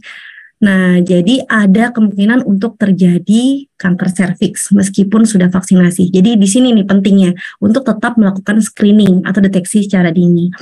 Nah, vaksinasi HPV dapat dilakukan pada pria, mitos atau fakta? Mitos atau fakta? Oh, benar. Oke. Vaksinasi HPV juga bisa dilakukan pada pria ya. Pria kan nggak punya leher rahim, tapi ternyata dia bisa mencegah penularan virus HPV. Salah satunya sih yang beresiko ke anal cancer. Itu juga bisa membantu pencegahan. Oke, sip. Nah, the only person who can save you is you. Jadi ini sih yang perlu ditekankan. Jadi orang yang bisa menolong diri kita sendiri itu ya diri kita sendiri. Ini dikatakan oleh Sheryl Crow, dia tuh musisi dari Amerika. Kenapa nih kok dia menjadi topik nih di hari ini? Ternyata beliau itu adalah penyintas kanker payudara. Pada usia 44 tahun dia melakukan mamografi secara rutin, jadi bukan karena ada keluhan, dan ternyata ditemukan nih ada sel kanker di tubuhnya. Sehingga di usia yang masih muda ya 44 tahun segera dilakukan terapi treatment sejak dini. Dan sekarang pun bisa kembali pulih sehat. Oke. Ya, baik. Terima kasih. Ini sekian pemaparan dari saya. Mari nanti yuk kita diskusi, belajar bersama. Nah, di sini sedikit saya cantumkan nih. Jangan lupa untuk follow ya Instagram JKI Jakarta. Jadi untuk ibu-ibu bisa disampaikan juga ke teman-teman ya. Nanti kita kalau ada info mamografi, info USG, atau misalnya pap smear gratis akan diinfokan nih di apa namanya di Instagram. Nah, ini juga terbuka untuk umum ya. Kalau untuk tadi biasanya untuk KTP DKI atau domisili DKI, tapi jangan khawatir untuk umum di luar KTP DKI pun yang sangat terjangkau. Nah, untuk info lebih lanjut bisa menghubungi juga ke call center kita. Jadi ibu-ibu misalnya nih, aduh anak saya mau vaksinasi, tapi kapan ya bolehnya atau bolehnya umur berapa ya? Nanti bisa konsultasi dulu nih via telepon. Oke, mungkin ini dari saya kembalikan dulu ke Bu Helmi. Ya, terima kasih Dr. Agatha. Sama-sama Ibu. Ya, baik ibu-ibu sekalian, tadi sudah kita dengar bersama tentang paparan kita payudara dan kanker serviks. Ini sengaja menjadi closing pada tahun 2022 ini adalah agar kita sama-sama ayo deteksi dini sebagaimana yang dikatakan oleh Dr. Agatha tadi bahwa di YKI kami siap untuk membantu kita semuanya. Dok, ada satu pertanyaan nih dok, kita buka pertanyaan ya ibu ya, ini cukup baik sekali dan mungkin banyak dari kita yang belum pernah melakukan cek. Ini Dokter Agatha ada di kolom chat. Yang pertama adalah, aku usianya sudah 50 tahun dan belum pernah dicek. Boleh tahu ini ibu, apa tadi ya? Oke. Dengan Ibu Yohana. Ibu Yohana ya. Ceknya payudara kah atau pap smear atau IVA? Boleh dibantu host untuk membuka suara? Ibu Yohana? Bisa ya, baik. Mungkin langsung aja ditanyakan dokter, langsung dijawab Dokter Agatha? Ya, boleh. Oke.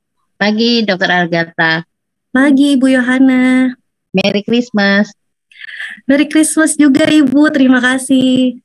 Oke, aku mau tanya, kalau saya tuh belum pernah pap smear dan juga belum pernah pengecekan untuk payudara, usia saya 49 tahun, mau 50 ya. besok.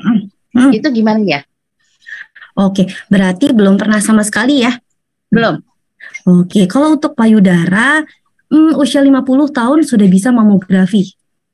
Oke. Nah, jadi nanti bisa kita lakukan mamografi, nanti dilihat nih hasilnya, harapannya dalam kondisi baik.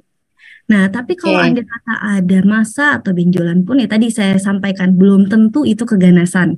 Nanti untuk hasil bisa didiskusikan lebih lanjut nih. Untuk hasil kan tadi diinterpretasikan oleh dokter spesialis radiologi.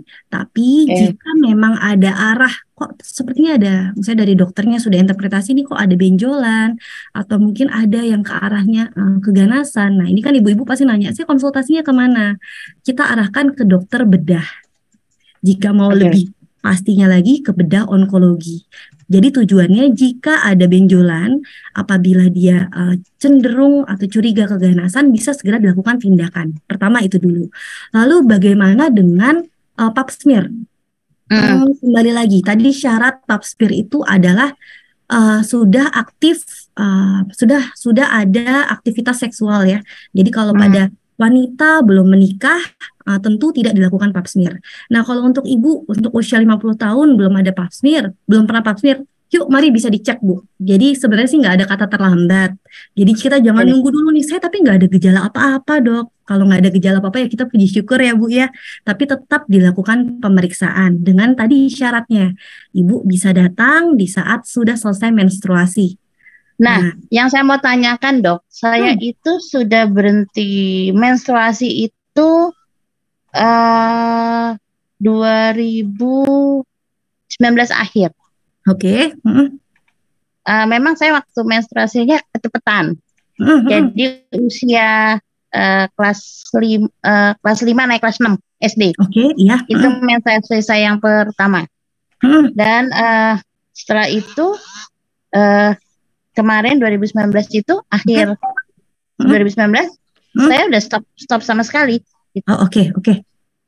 Gitu. Apakah itu berpengaruh Tetap apa enggak ya? perlu dilakukan atau tidak gitu.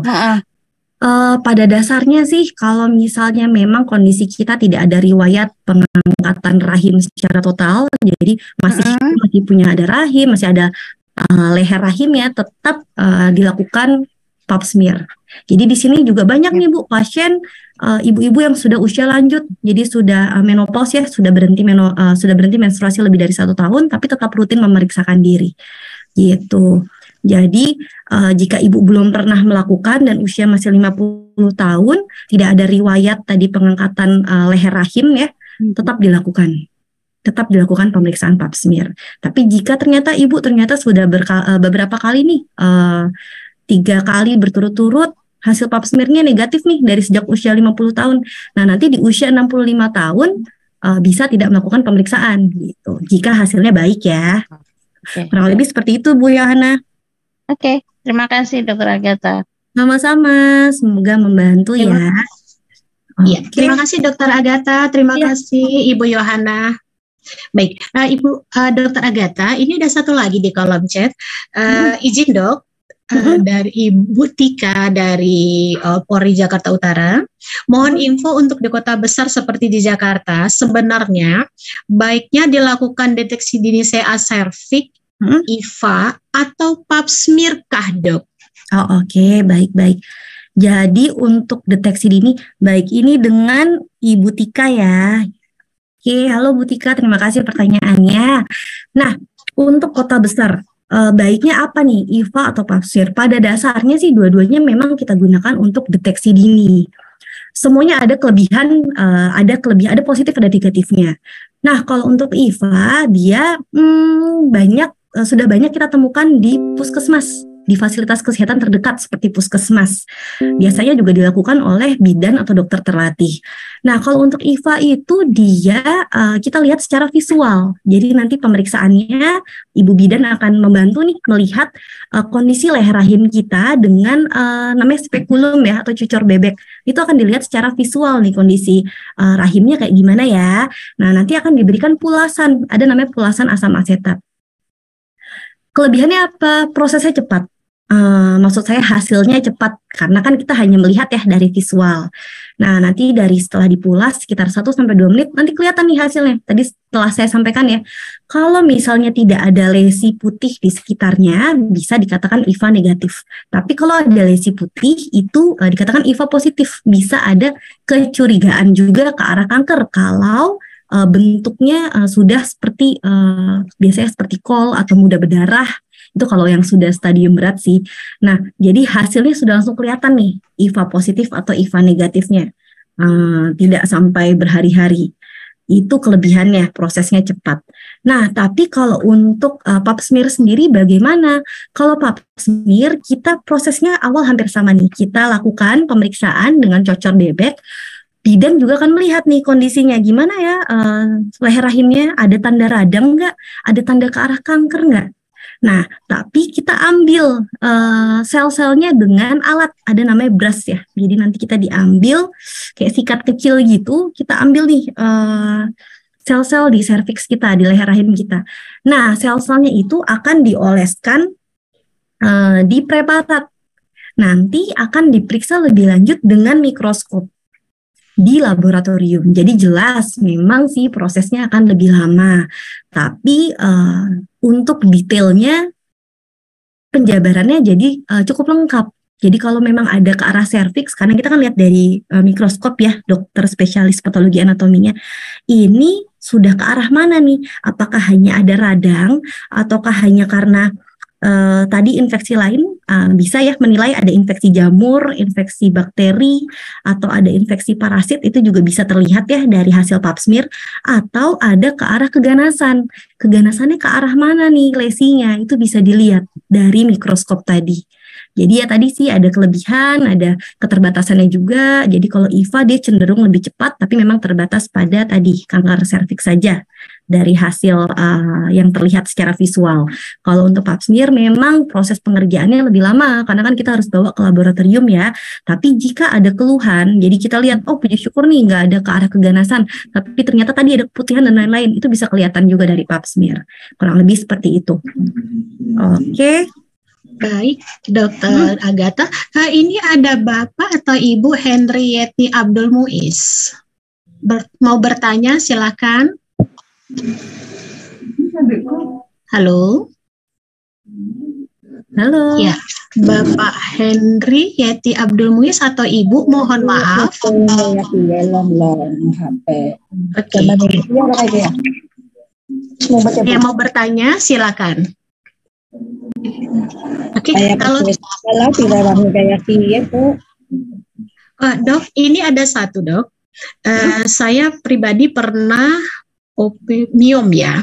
Mungkinkah ada timbul lagi gejala itu atau timbul lagi, mohon infonya dari para dokter di sini. Terima kasih Dok. Oke. Miom ya, berarti ya. Oke, miom. Jadi miom itu dia posisinya biasanya banyak di daerah rahim. Miom itu seperti kita sebut sebagai tumor juga, benjolan, tapi cenderung ke tumor jinak untuk mioma tadi. Nah, biasanya dia posisinya tadi banyak nih di daerah rahim, bisa di dalam, bisa agak ke atas atau bagian di tepi-tepi rahim itu bisa. Dia biasanya itu pengaruhnya karena hormonal. Nah, tadi ada riwayat miom ya, lalu sudah dioperasi, bisa nggak kambuh lagi? Masih ada kemungkinan untuk kambuh. Karena tadi saya sampaikan dia karena hormonal, bisa salah satu penyebabnya karena hormonal. Jadi perlu ditilik lebih lanjut nih, masih ada nggak keluhan atau gejalanya? Karena miom jika ukurannya masih kecil, dia belum tentu akan terlihat ya di perut.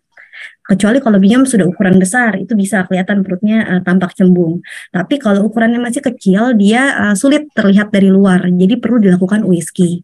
Nah, gejalanya apa? Biasanya pada miom itu dia seringkali ada menstruasi atau pendarahannya cenderung lebih banyak.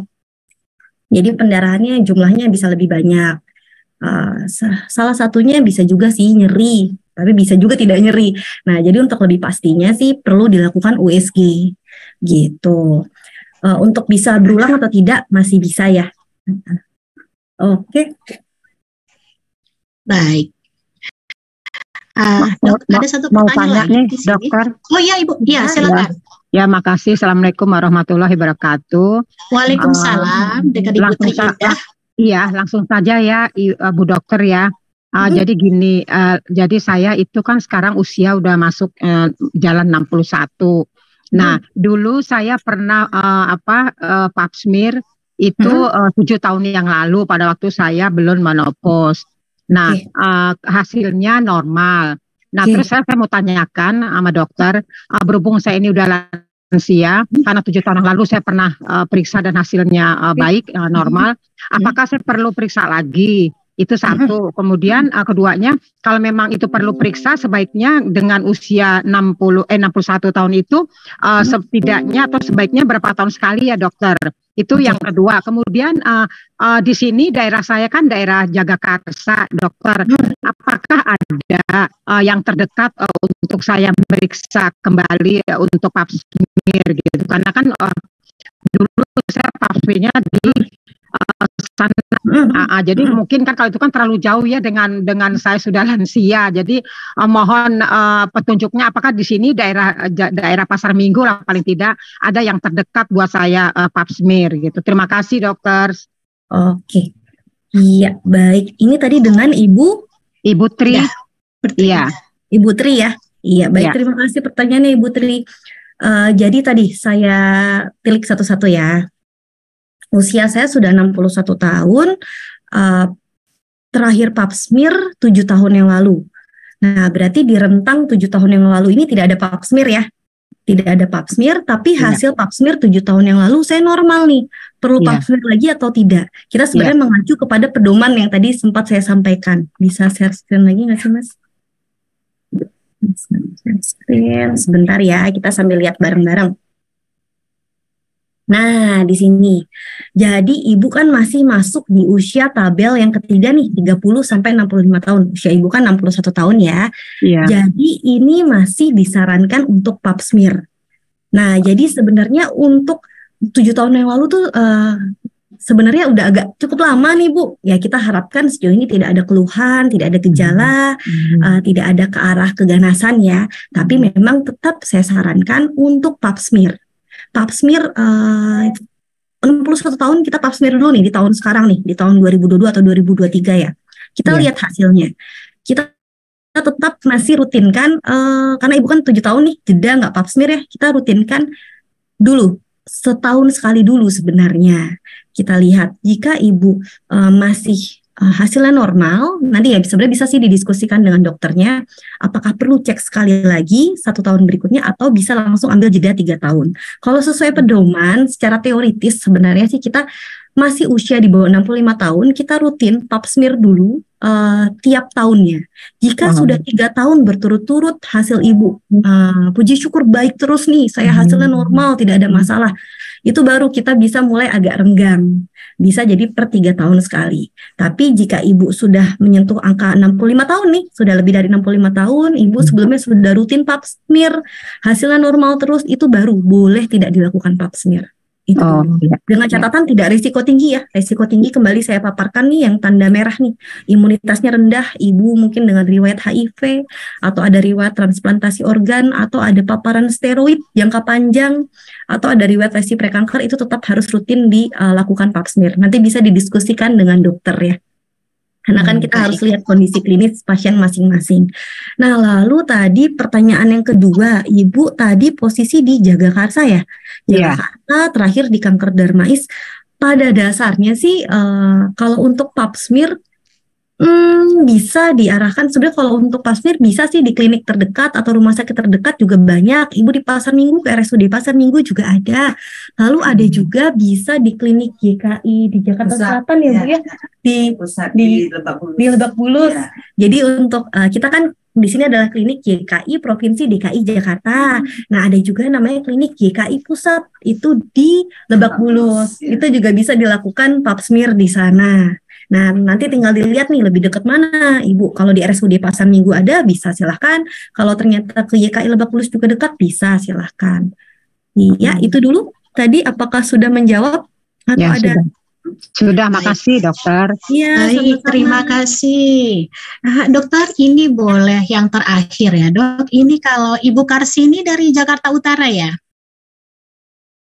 Oke, dokter, saya Karsini, keponakan saya usia 20 tahun, sering di busulan besar ada matanya pecah di ketiak. Saya khawatir bahayakah itu dok? Apakah kita sarankan apa dok? Silakan dok. Oke. Tadi ada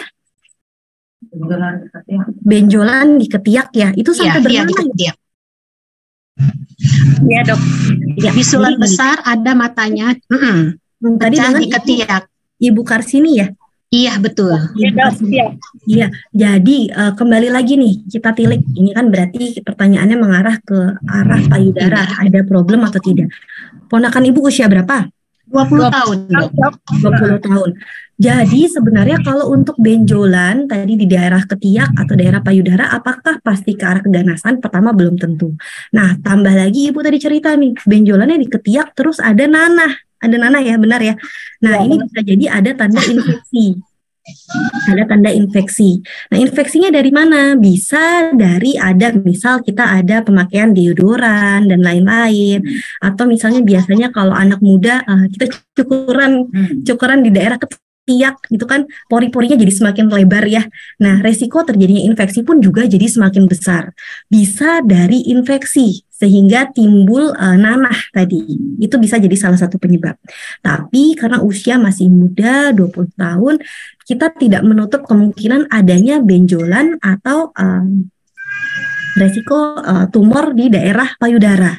Jadi kalau saran dari saya, tetap bisa dilakukan screening. Screeningnya apa? Lakukan USG payudara. Pertama itu dulu.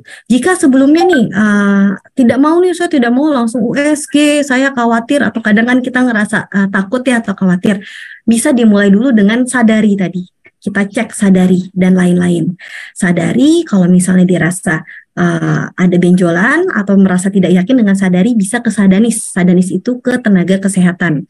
Tenaga kesehatan nanti sambil dilihat nih, tenaga kesehatan pasti akan memeriksa benjolannya itu seperti apa. Jika memang karena infeksi, biasanya akan diberikan pengobatan. Salah satunya antibiotik. Jadi supaya infeksinya tidak semakin memberat. Itu dulu. Tapi jika memang ada kecurigaan benjolannya tidak hanya di daerah ketiak, tapi ternyata juga ditemukan ada benjolan daerah payudara, akan di next step nih, kita cek dengan USG karena usia masih 20 tahun gitu. Kurang lebih seperti itu sih Bu. Jadi kalau memang merasa benjolannya tidak hilang atau misalnya nyeri atau nanahnya keluar secara terus-menerus, baiknya segera diperiksakan. Tujuannya untuk melihat kira-kira apa. Kalau karena infeksi, segera diobati. Bisa dengan penggunaan antibiotik tadi. Tapi untuk lebih lengkapnya tetap kita lebih baik kan kita ini ya, tujuan deteksi tadi itu kan mencegah ya supaya tidak terjadi benjolan atau kanker ke arah stadium lanjut. Jadi kalau saran saya jangan diabaikan, tetap pemeriksaan lebih lanjut. Bisa dimulai dari sadari atau sadanis atau selanjutnya USG karena usia masih 20 tahun. Itu dulu. Siap, Dok. Terima kasih, Dokter. Ya, semoga membantu. Baik, terima kasih Ibu Karsini, terima kasih semuanya. Baik, Bapak dan Ibu sekalian, karena waktu jualah, kita sudah di ujung acara kita. Dokter Agatha, mohon ada satu kata terbaik untuk kita bersama. Oh, ada pertanyaan untuk Ibu Musni tadi, sorry. Yang di atas? Ya, tentang sebentar. Maaf Ibu Bapak sekalian, ada pertanyaan. Dokter Agatha masih bisa buka pertanyaan buat Ibu Musni tadi, maaf belum ke skip saya. Iya. Bentar.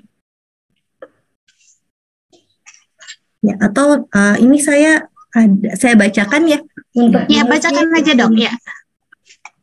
Dari Bapak atau Ibu Muji ini.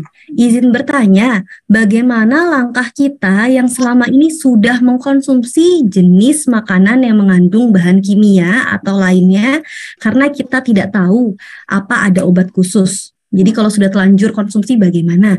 Dan bagaimana kita bisa mengetahui apakah bahan makanan yang dijual bebas di supermarket ada bahan kimia apa saja di dalamnya? Apakah ada label khusus, Ibu, yang bisa dilihat di bahan pangan tersebut sebagai pengetahuan kita mendatang? Iya, saya bergeser dulu. Terima kasih Dokter Agatha. Ini mohon maaf kami lagi ada kesalahan teknis. Terima kasih. Siapa yang bertanya, Ibu? Ibu atau Bapak Muji? Pak Muji. Iya. Bagaimana langkah kita yang selama ini sudah mengkonsumsi jenis makanan yang mengandung bahan kimia, Ibu? Oke.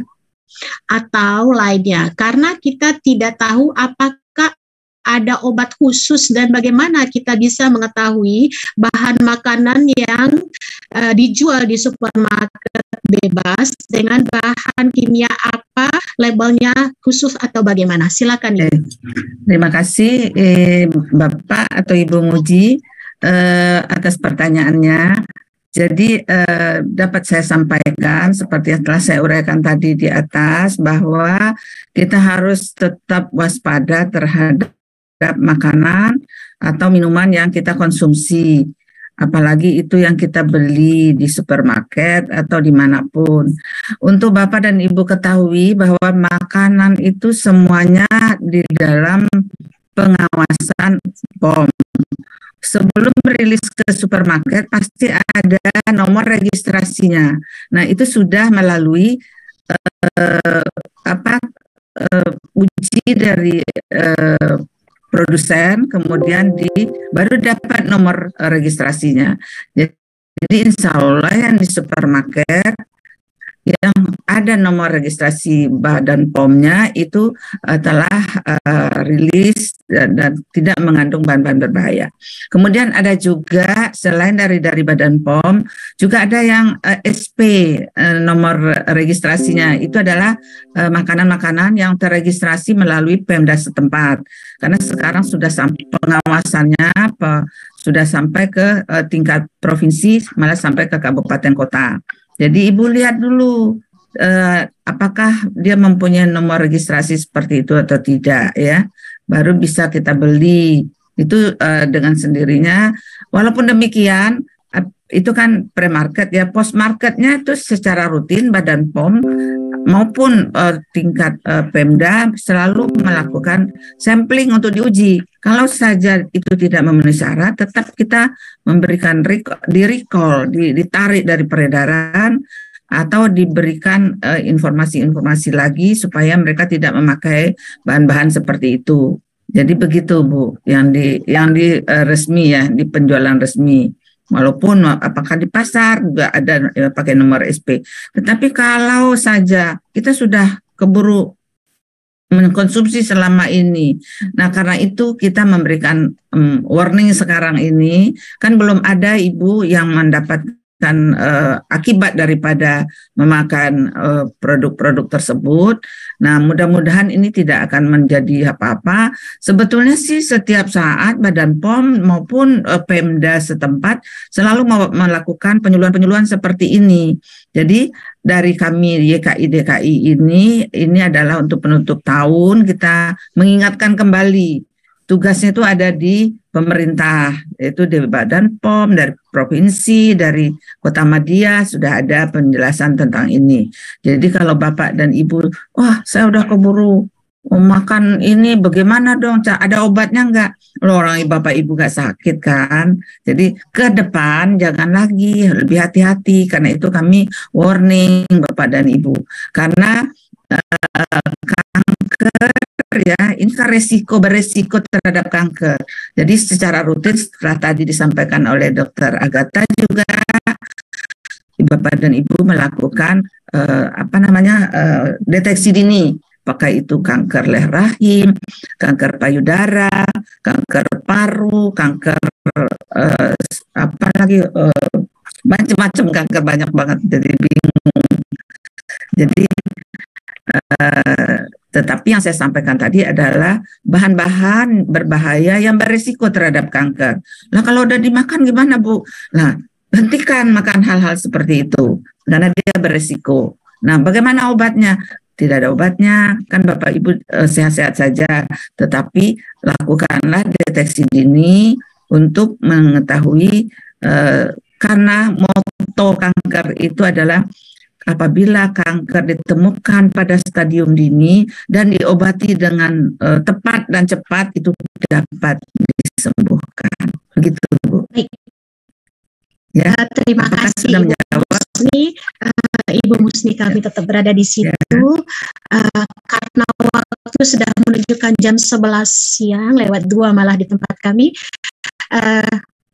Bapak dan Ibu sekalian, namun sebelumnya himbauan dari Ibu Musni barusan adalah bahwa ayo deteksi dini di YKI-DKI Jakarta, kami siap untuk membantu kita semuanya.